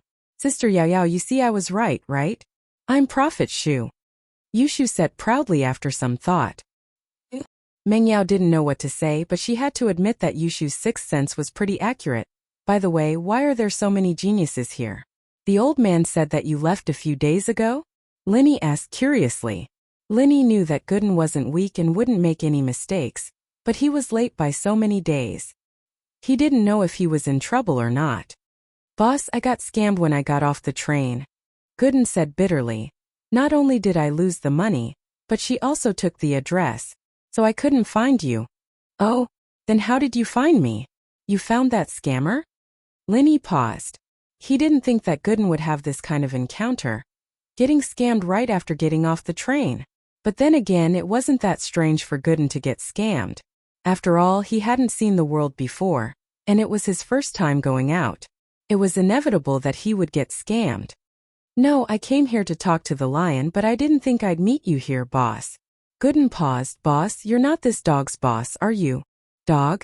Linny paused and looked at where Gooden was pointing. He smiled. I guess so. I see. Gooden was in a tough spot. If this dog was under someone else's protection, then Gooden would have killed him with a single punch if he tried to stick his neck out. But facing Linny, his boss, he didn't dare do anything. Although he wanted to talk to Mrs. Yu, he couldn't do it to his boss. Right, you said you wanted to talk to the lion. What happened? Linny remembered what Gooden said and asked. It's like this, Gooden didn't hide anything and told everything to Linny. You're saying that you injured the two masters from House Go Huli? Linny didn't know whether to laugh or cry after hearing Gooden's story. Before, Linny and Faubert had studied the two masters from Shao family. Although Linny was confident that he could fight the mystic late-phase peak physical practitioner to a draw, he wasn't confident that he could defeat him. Gooden solving the problem just like that was out of Linny's expectations.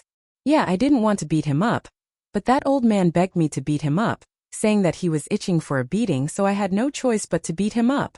But I wasn't careful and I broke his leg. Gooden scratched his head and said embarrassedly, he wasn't itching for a beating. His real name is Pai Yongyang. Linny really sympathized with Yongyang. This guy got hit even when he was lying down getting beaten up just because of his name. He was too unlucky. Linny knew Pai Yongyang's name from Faubert long ago, so he figured it out right away. Ha ha ha ha. Yushu burst into laughter. Pai Yongyang, I'm dying of laughter. You actually thought he was itching for a beating. Meng Yao on the other hand didn't know whether to laugh or cry. Pai Yongyang, why did this guy have a name like that? Ah, his name is Pai Yongyang? Gooden only reacted after hearing Lin Yi's explanation. He wasn't itching for a beating, was he? I'm so sorry for this. He didn't fight back. Lin Yi looked at Gooden. His face a little weird. Lin Yi believed that Gooden could break Pai Yongyang's leg. But breaking Yongyang's leg without any resistance at all? Why was this so weird? Did Yongyang just let Gooden hit him instead of fighting back? No, he was protecting his body the whole time. Gooden said, You're really lucky. Lin Yi shook his head with a bitter smile, but he didn't feel guilty at all for injuring Pai Yongyang.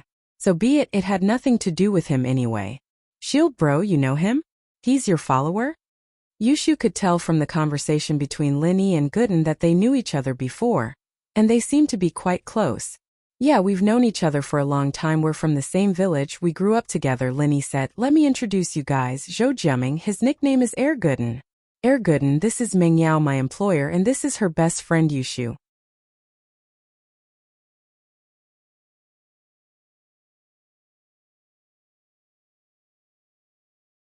Chapter 1194. A female liar. Oh, since you're Shield Bro's follower, then you're my follower too. Hello, I'm Shield Bro's small wife. You can call me sister-in-law. Yushu looked at Gooden curiously. Lin Yi's best friend from the same village. Small wife dash. Sister-in-law? Gooden's face was a little weird, but he didn't want to ask too much since they just met. Hello? Sorry about before, it's fine, we're a family now. Yushu waved her hand nonchalantly. But since you're Shield Bro's follower, then that lion counts as your follower too. You wouldn't be asking your follower for an explanation, would you? I won't. Gooden shook his head after some thought. If the lion was his follower, then asking the lion's boss for an explanation would be the same as asking himself for an explanation, right? Who would ask for an explanation from themselves? It seemed like he'd have to let it go. Hello. Meng Yao nodded to Gooden formally and reached out her hand. I'm Meng Yao, don't listen to Lin Yi's bullshit. I may have been Lin Yi's employer, but we're friends now. I'd like to ask Lin Yi to stay here and protect me and Shu. She didn't know why, but she didn't want to define herself as Lin Yi's employer. She liked this identity at first and used it to lecture and order Lin Yi around, but as time went on she started to dislike it more and more. My hands are dirty. Gooden blushed, embarrassed, not daring to shake Meng Yao's hand. Meng Yao didn't mind either. She smiled faintly and took her hand back, avoiding the awkwardness.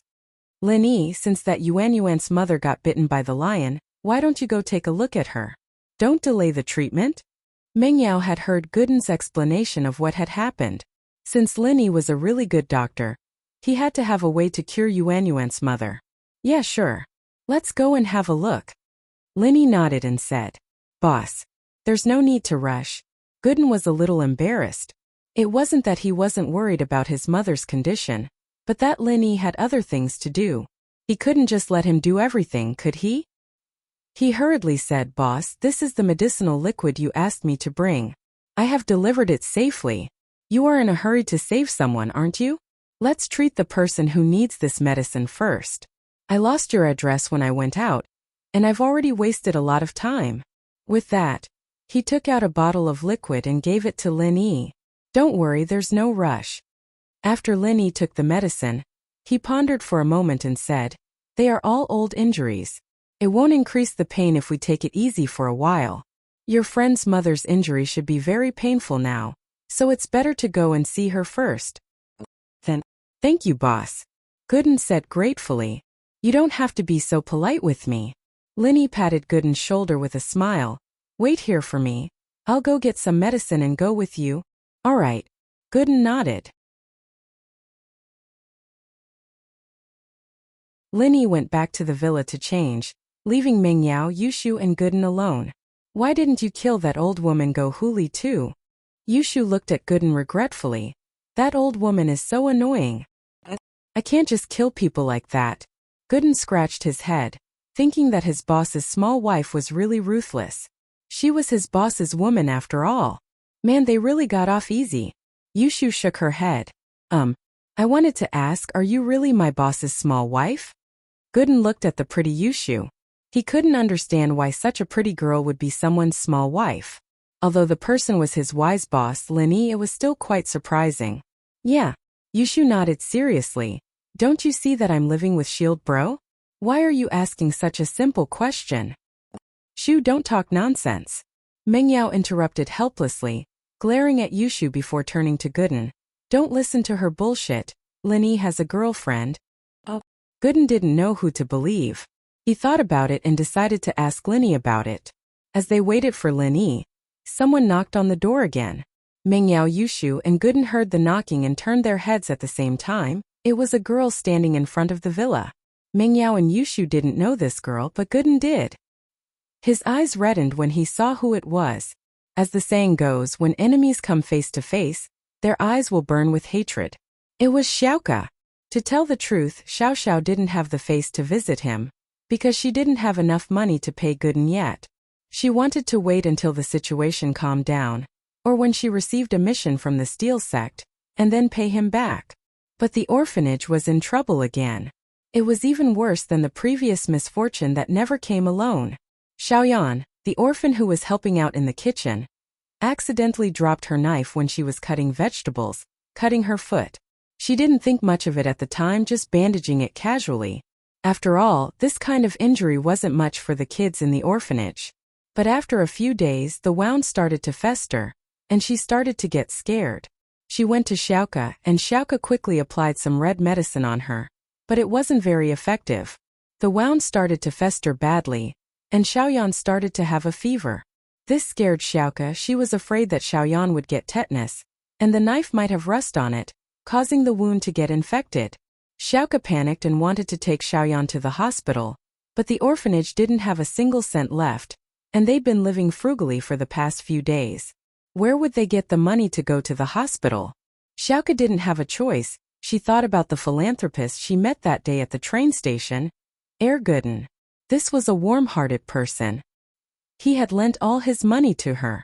Xiaoka didn't think that it was appropriate to borrow money from him, but she really had nowhere to go.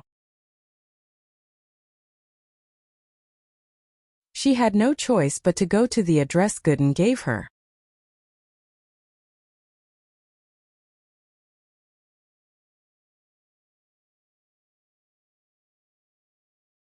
Chapter 1195.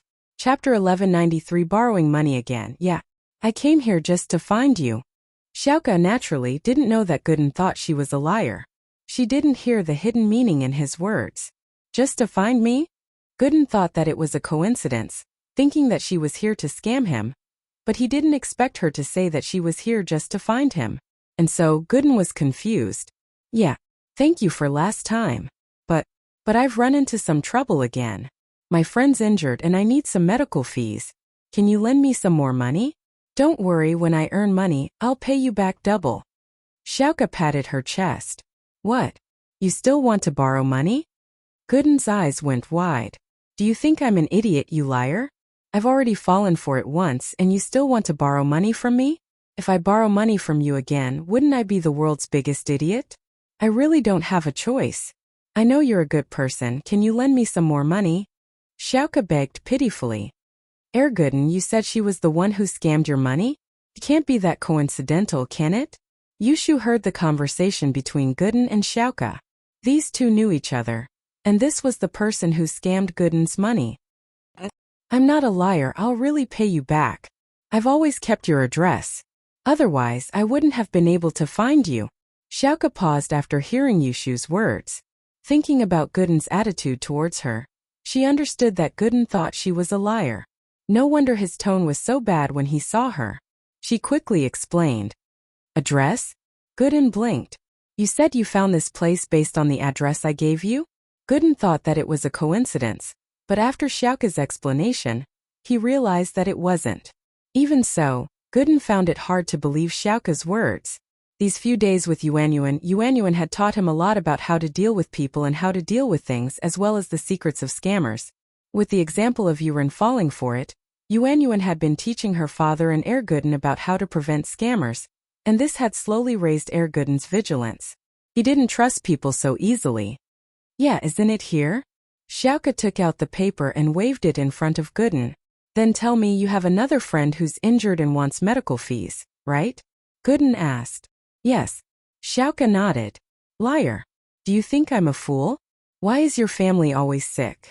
You can't just use the same excuse every time you scam people, can you? Gooden pointed at Xiaoka. Xiaoka didn't know whether to laugh or cry, but she didn't know how to explain it. But it seemed like she wouldn't be able to get a single cent from him now. Xiaoka sighed disappointedly. If you don't believe me, then forget it. I'll think of something else, but I'll definitely pay you back the money I owe you. Wait, you're running away already? I'll bring you to the police station. Gooden really couldn't do anything to a pretty girl like Xiaoka, so the only way to punish her was to bring her to the police station. That can't be done. Xiaoka jumped. What would Xiaoyan do if she was sent to the police station? How would the orphanage function without her? This was the most difficult time for the orphanage, and she couldn't be harmed. And so, Xiaoka subconsciously turned to run, but Gooden grabbed her arm. Where do you think you're going? With Gooden's strength, it was impossible for Xiaoka to break free. Xiaoka struggled a little, and realized that Gooden's hand was like an iron clamp on her. She begged, not now, I can't go to jail, I really can't. Why don't we wait for a while? I'll arrange everything, and if you're willing to send me to the police station, I'll go with you. If you leave, where would I go find you? Gooden didn't believe her. I can find you, I have your address. Xiaoka said carefully. Do you think I'm an idiot? Gooden couldn't help but get pissed. You cunning bitch. I can't let you get away, you vixen. Linny changed his clothes and left the villa with 2 bottles of medicine. He heard Gooden's loud voice as he walked out. He looked up and saw a familiar face. Xiaoka. Gooden was grabbing her arm, not letting go. What's going on? You guys know each other? Linny smiled as he walked over. Xiaoka didn't expect to see Linny here, and it was as if she had seen her savior. She begged with a bitter face, Linny, help me. Tell him he wants to send me to the police station. Send you to the police station? Linny paused, but he remembered something. Gooden, the liar you were talking about before, it wouldn't be her, would it? That's her. Boss, you know her? Gooden was a bit confused. Hearing Xiaoka call out Linny's name meant that the two knew each other. Linny frowned. With Linny's understanding of Xiaoka, this might not be what Gooden was thinking. She might have been tricked by Xiaoka. Who was Xiaoka? She was a thief, and her specialty was stealing. She didn't need to lie at all. If she wanted Gooden's money, she could get it without a sound. Why would she need to lie? Plus, with Xiaoka's situation, it was normal for her to raise money when the orphanage kids were sick. Plus, even if Xiaoka really did trick Gooden, there was no reason for her to do it a second time. Xiaoka, what are you doing here? Xiaoka placed all her hopes on Linny, and so she told Linny the details of her visit. After hearing that, Linny felt that Xiaoka wasn't lying. He had seen Xiaoka's orphanage before, so Xiaoka's words weren't far from the truth. The children in the orphanage were really injured.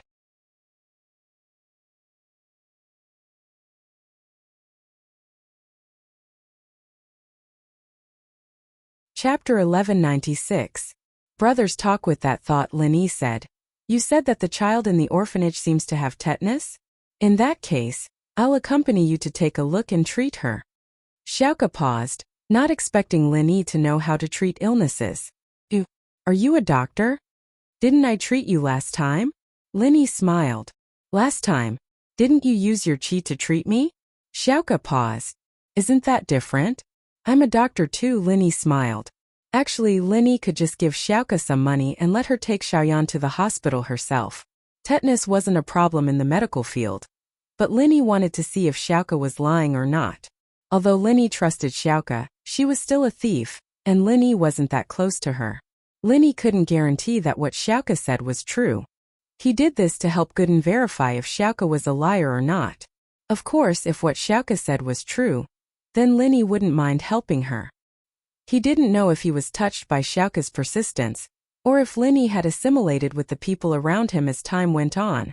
His indifferent personality was slowly loosening up. Linny didn't purposely try to stop the change in his mentality. If he wanted to assimilate into life, he had to adapt to it. Then, thank you. Xiaoka didn't doubt Lin Yi's words after hearing Lin Yi's words. You're welcome. Linny smiled and turned to Gooden.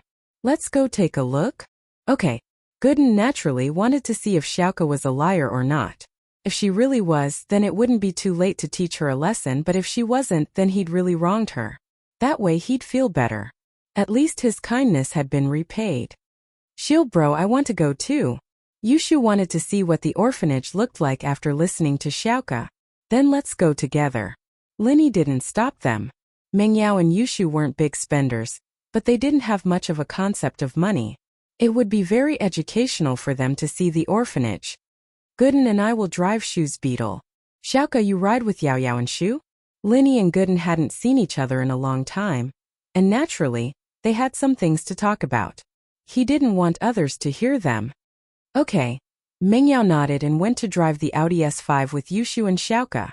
The two cars drove out of the villa. Linny was in front and Mengyao was behind. That Yuan Yuan, is she a girl you like? Linny could tell from Gooden's tone that something was up. Now that he had the time, he asked, how do you know her? Gooden scratched his head, embarrassed. You saw through me, boss. I quite like her, and I want her to be my wife, oh? Linny didn't think that Gooden would be so serious about marrying Yuan Yuan. He couldn't help but be curious. How long have you been here? What happened? It's a long story. Gooden didn't hide anything from Linny.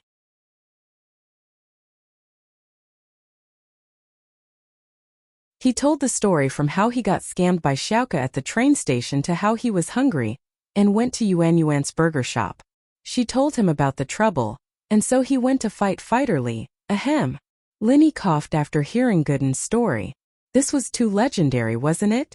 Gooden actually went to the underground arena and killed Fighter Lee, the one who was in charge there? But Fighter Lee was quite unlucky, running into Gooden.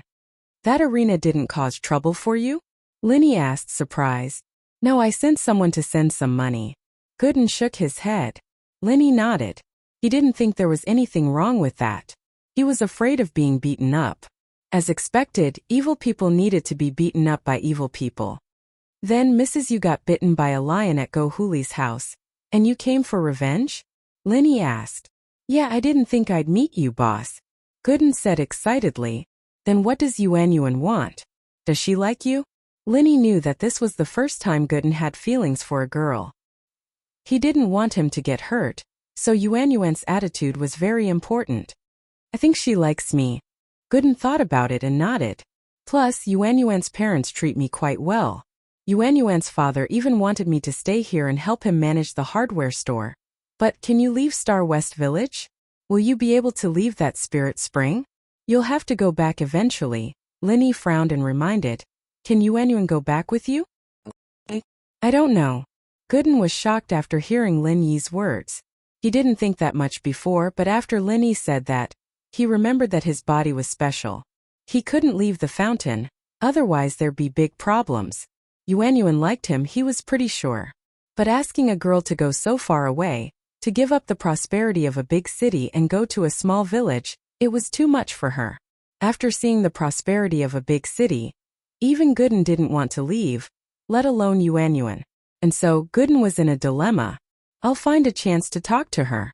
This has to be made clear eventually. Linny knew that some things might make Gooden lose Yuan Yuan, but he might get her love in return. But if he didn't say it out loud, it wouldn't work. You've used your strength twice already, haven't you? Without the nourishment of the fountain, the goo in your body will backfire. I'm afraid you won't be able to last long this time. Yeah. Gooden sighed. I'll find a time to talk to her. Linny nodded silently. He couldn't say much about this. Everything depended on Yuan Yuan and Gooden's relationship. Thinking of Yuan Yuan, Linny couldn't help but think of Tang Yun. This stubborn and persistent girl. When he was about to leave Songshan, she chose to leave with him. At that moment, Linny was really touched. He swore to treat her well for the rest of his life. Thinking back to everything they had been through together, it was a bit ordinary, but it was blissful.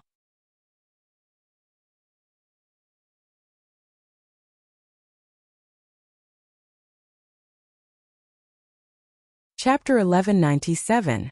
Give me one. The car drove slowly to the orphanage, and Linny parked the car in front of the orphanage. Looking at the broken walls, Linny sighed. It wasn't easy for Xiaoke to support this orphanage all by herself. In the car, Xiaoke told Mengyao and Yushu many things about the orphanage. She told them about how pitiful the children there were. But seeing it with her own eyes wasn't as shocking as seeing it with her own eyes. If it weren't for Lin Yi's visit today, Mengyao and Yushu would never have known that there was an orphanage like this in Songshan. Mengyao and Yushu had donated quite a lot of money, but it was always to the remote mountainous areas. They'd never thought that there would be such a poor place in the prosperous city of Songshan. It's broken, isn't it? Xiaoke was a bit awkward. These two were obviously rich misses, and they wouldn't be used to a place like this. This is the orphanage. Are there a lot of children here? Do they live here every day? Mengyao couldn't help but ask. Yeah, this is the place. Xiaoke nodded. Children are actually very pitiful. They don't have parents to take care of them, and the dean and I can only do our best to take care of them. But the funds are limited, and their lives aren't that good. Xiaoke and the others had just arrived when Ken ran out from the red brick building. Xiaoke sis, you're finally back. Yen fainted. What? Xiaoke froze when she heard the word. Yen had a fever before they left, and her mental state wasn't that good. She panicked and went to borrow money from Gooden, but Yen fainted in such a short amount of time. Lin Yi and Gooden got off the car as well, and seeing the orphanage, Gooden believed Xiaoke's words. He felt bad for misunderstanding her before. He was a kind person, and if he knew that Xiaoke was giving money to these orphans, he wouldn't even think about asking her to pay the money back. He would have given it to her.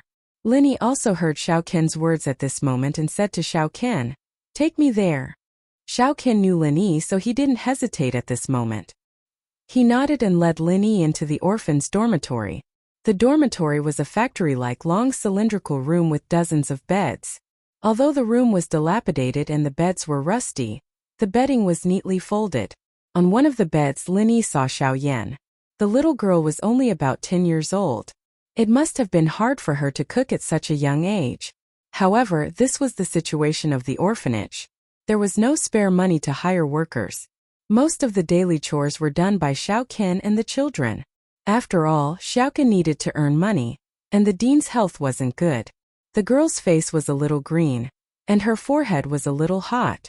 Her muscles were spasming all over. Lin Yi checked the girl's tongue and pulse before letting out a breath of relief. It's confirmed that it's tetanus.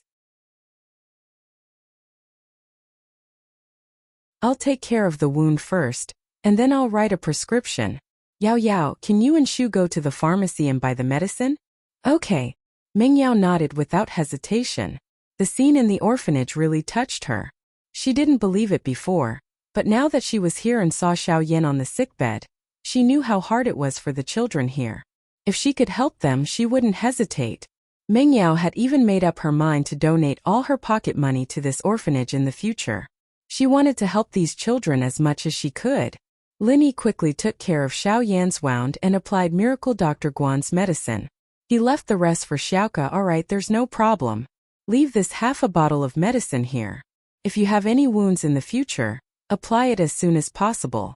If you apply it earlier, the wound won't worsen. One bottle costs 199. How can I afford it? Xiaoke sighed. The orphanage uses the cheapest red medicine. It's fine for small wounds, but this kind of knife wound is too serious. You can't not use it just because it's expensive. Wouldn't that cause a problem? Lin Yi didn't know whether to laugh or cry at Xiaoke's words. You steal so much money, and you can't even afford a bottle of medicine? The situation is so tight right now. How would I dare to steal money? I wouldn't go borrow money if I could. The orphanage needs too much money. Of course we have to be calculative, right? That medicine is so expensive, 199. It'd be better if it was 99. What a profiteer. Xiaoka complained. Linny didn't know what to say. How did he become a profiteer? His medicine was 100 quite cheaper than Dr. Kang's golden creation, wasn't it? However, he had heard about Lingshan's operation to crack down on criminals. It seemed like Xiaoka's skills weren't up to par yet. Meng Yao and Yushu, naturally, knew about Miracle Dr. Guan's medicine. They couldn't help but laugh at Xiaoka's words. Meng Yao said, yeah, what a profiteer. But Linny knows the boss of the medicine factory. Maybe he can give you some? Really? Xiaoka was overjoyed. If the orphanage could get some medicine, it'd be great. The children wouldn't have to worry about their wounds worsening anymore. This was a common medicine. Yeah, it's true. Linny nodded. He looked at the miss oddly. The miss had a good heart. This made Linny happy. If Meng Yao was like those girls who flaunted their wealth, then Linny wouldn't have bothered with her. Linny wrote down a prescription and gave it to Meng Yao and Yushu. Just get the medicine according to my prescription. Right, Shield Bro, can you give me a prescription too? Yushu asked as she remembered something after taking the prescription. You're not sick. Why should I give you a prescription? Linny didn't know whether to laugh or cry. He looked at Yushu strangely. This medicine can't be taken randomly. Taking too much won't do you any good. I'm not treating a disease. I'm thinking, is there a prescription that can make people grow taller? Yushu blinked. I want to grow taller.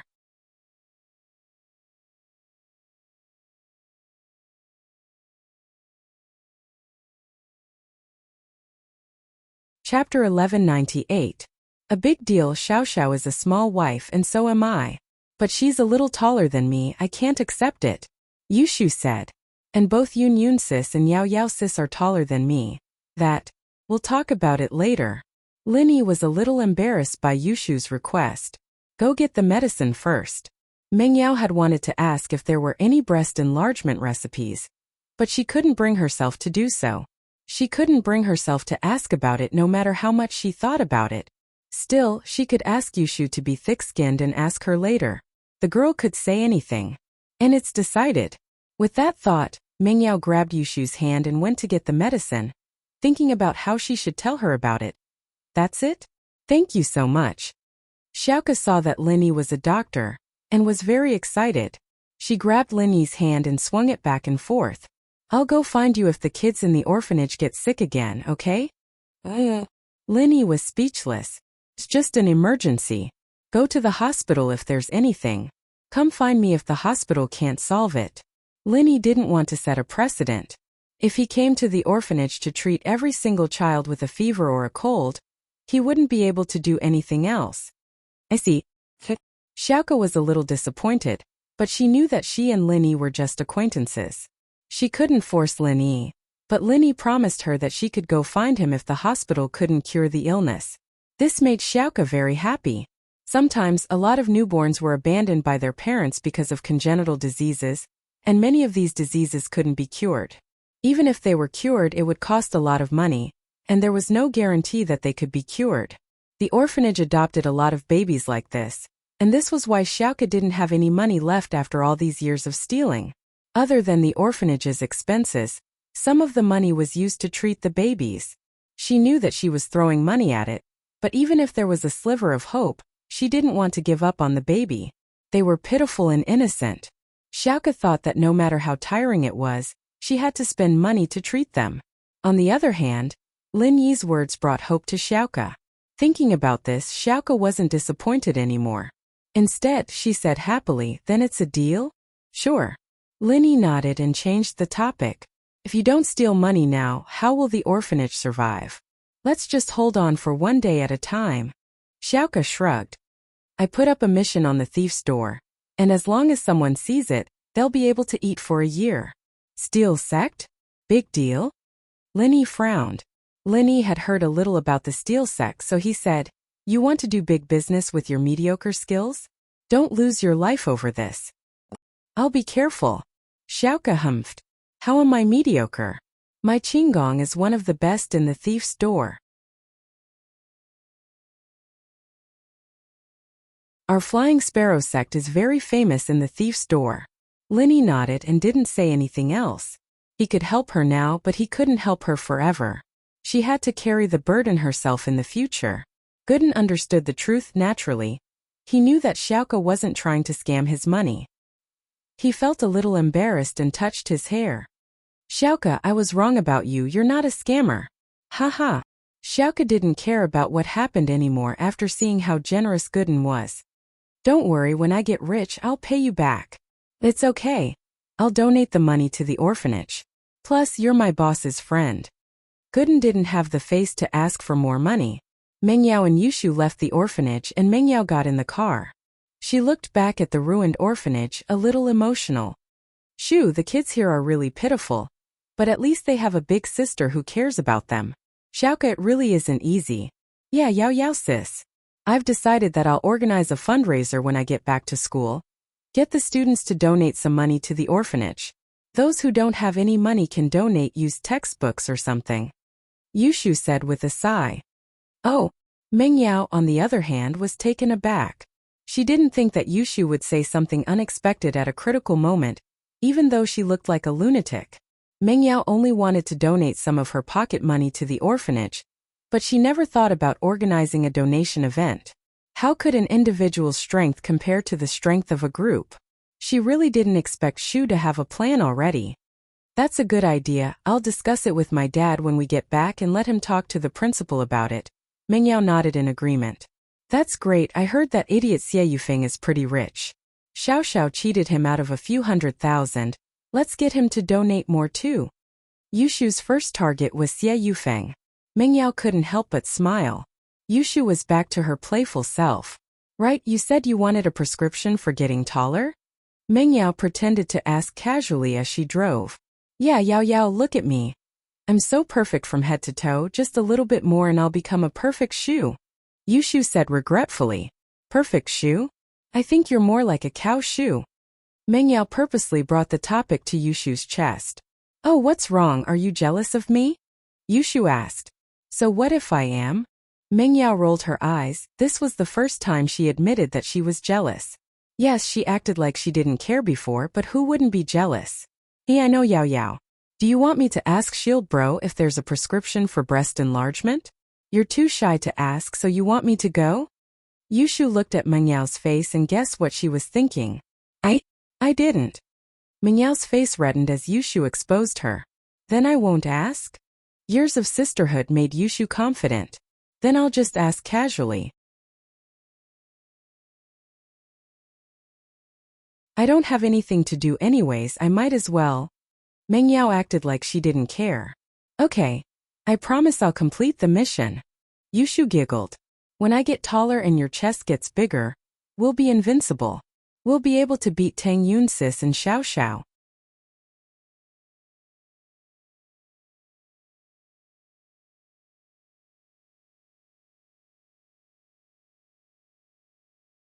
Chapter 1199. Misunderstood false information. But no matter what, the two came to an agreement. They went to the pharmacy, and Mengyao bought a few bottles of Miracle Dr. Guan's injury medicine. Although Linny could ask Fatty Lai to give some to the orphanage, it was better to buy 2 as a backup. Back at the orphanage, Linny told Xiaoke about the things to take note of when brewing the medicine before leaving. Yan's injury was a piece of cake to Lin Yi, and it wasn't a big deal. Lin Yi's second stop was to find Yuan with Air Gooden. Today was destined to be a busy day, and with the medicine Gooden brought, Lin Yi couldn't wait to treat Tang Juqing and Fan. It was a good chance to introduce his follower Kong Xiaobo to Air Gooden. Fatty Lai, too, had officially received Lin Yi's approval. But Mengyao and Yushu didn't need to go to Yuan's place, so Lin Yi let them return to the villa first. Family Xiao sent the 2 pie masters to the hospital, and after returning to the villa, they started plotting.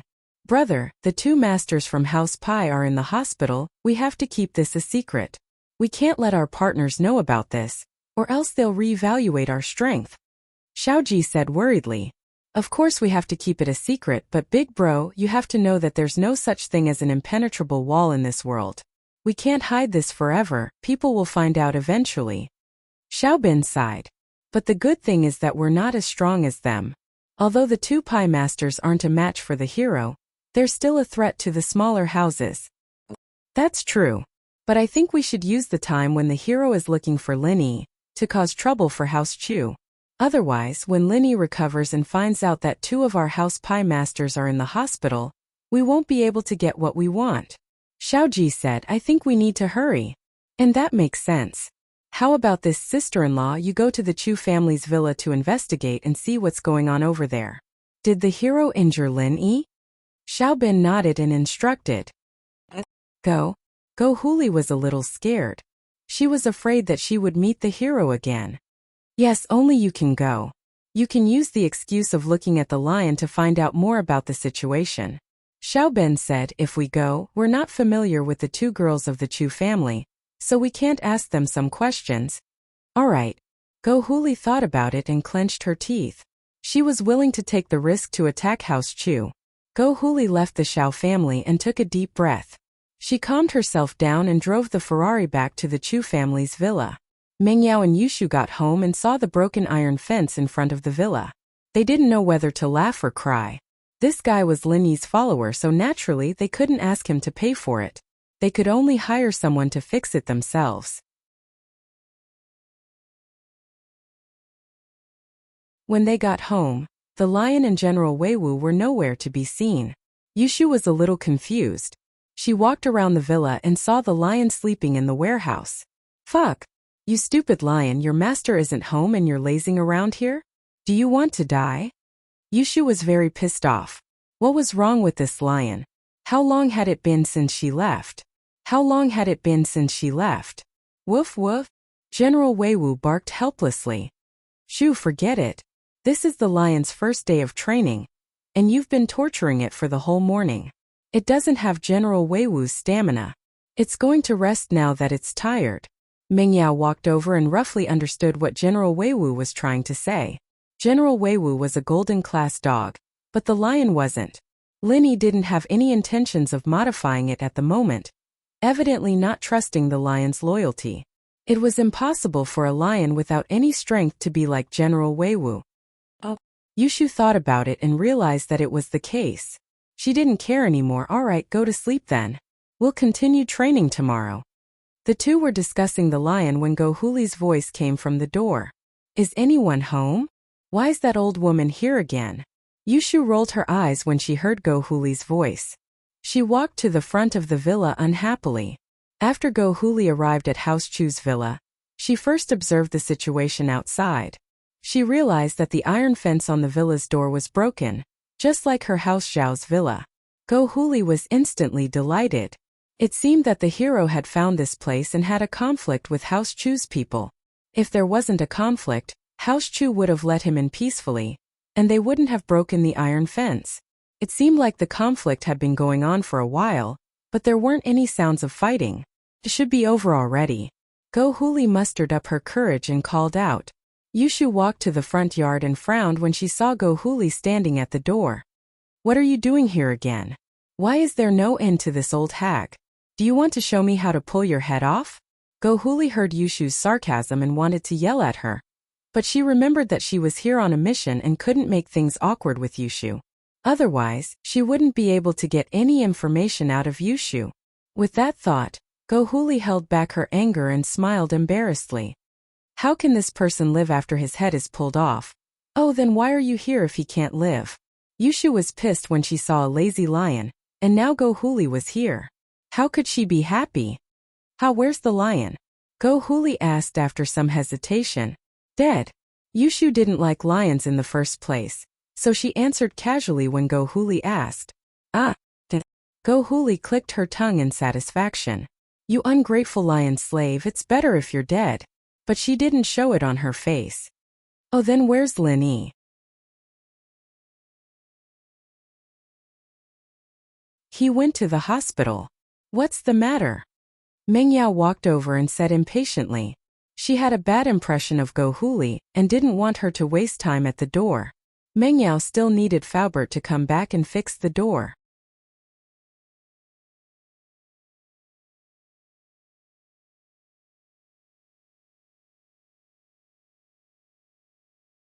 Chapter 1200.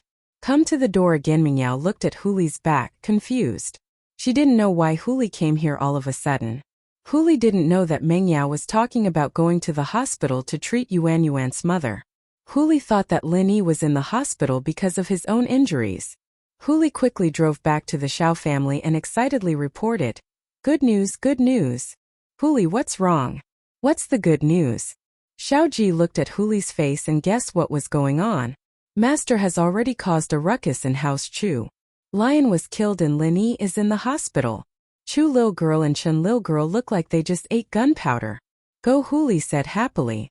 Is that so? If that's the case, then the heavens are helping our Xiao family. Xiao Ji laughed, brother. Let's find some people to deal with Pingzhan Industries. Yes, not bad. Let's go to Pingzhan Industries now and talk to him. If he knows what's good for him, he'll give us some benefits. If he doesn't, we'll suppress Pingzhan Industries in the stock market.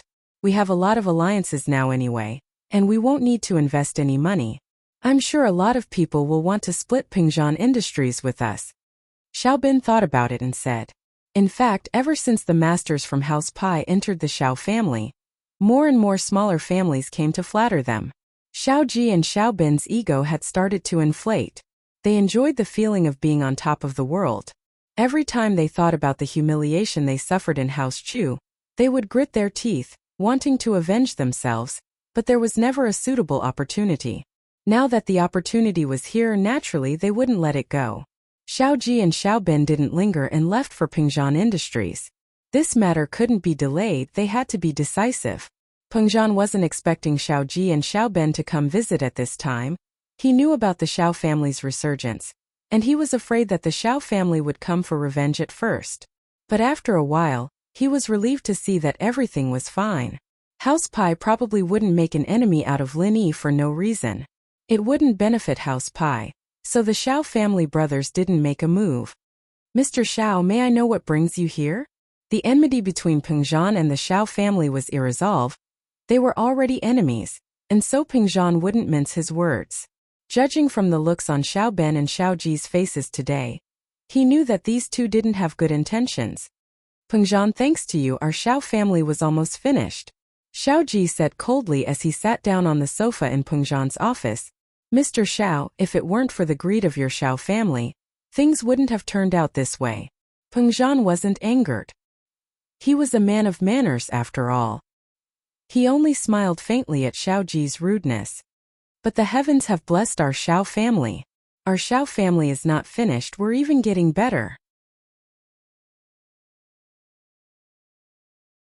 What do you think? Pingzhan, are you jealous? Jealous? Wahahaha. Xiao Ji laughed loudly. Just say what you want. Pingzhan knew that the Xiao family brothers didn't come here to show off. They probably had something to discuss. Pingzhan, don't think that I'm letting you off the hook, just because I didn't come looking for you. I didn't come looking for you because I didn't have the time. Let me tell you, the enmity between our families is huge. Xiao Ji slammed the coffee table in front of him.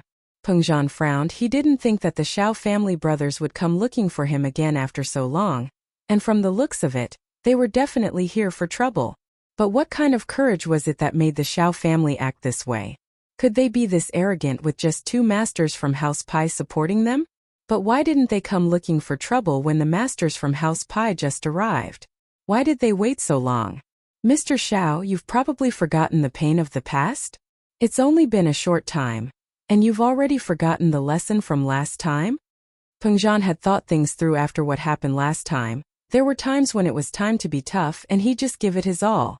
Even Lin Yi was willing to give up everything for House Chu. So what was there for Pingzhan to do? Pingzhan, I'm not afraid to tell you that we're here for what happened last time.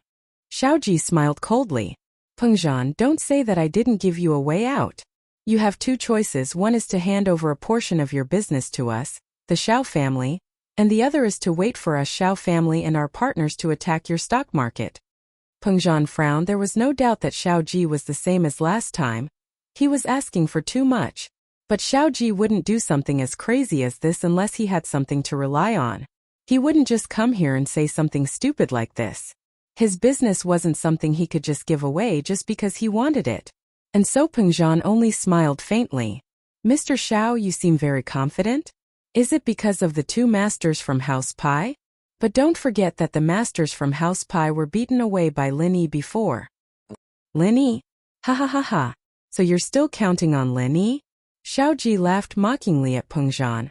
I'm not afraid to tell you that the person you're counting on is now hospitalized. He's been beaten to the hospital by Master. Hospitalized? Pengzhan paused. What? You don't believe me? You can give your backer Lin Yi a call if you don't believe me. Xiao Ji said nonchalantly. Pengzhan's face changed. He finally understood why the Xiao family would suddenly come to his doorstep again. They knew that Lin Yi was injured. Perhaps it was the same as last time, they wanted to take advantage of the situation. But Lin Yi was perfectly fine. How could he be injured? He was even beaten up by some hero and hospitalized? Then why would Master hit him? If it was a master from House Pi, then Pengzhan would still believe it, but where did this master come from? But even though Pengzhan was doubtful, he still picked up his phone and called Lin Yi. He'd be able to get the most accurate information from Lin Yi. Lin Yi, where are you? Pengzhan asked. Although he kept his tone normal, he couldn't help but feel anxious in his heart. I'm at the hospital. Lin Yi said. What's wrong? Uncle Chu, why are you suddenly asking this question? You're tuning in to the Li Mei Sword of Destiny YouTube channel. We're so grateful for your support, and don't forget to subscribe to join us on this incredible journey through captivating stories. Your generosity through donations truly makes a world of difference, as it's the primary source of revenue that allows me to expand and enhance this channel for you. Thank you from the bottom of my heart for being a part of this adventure.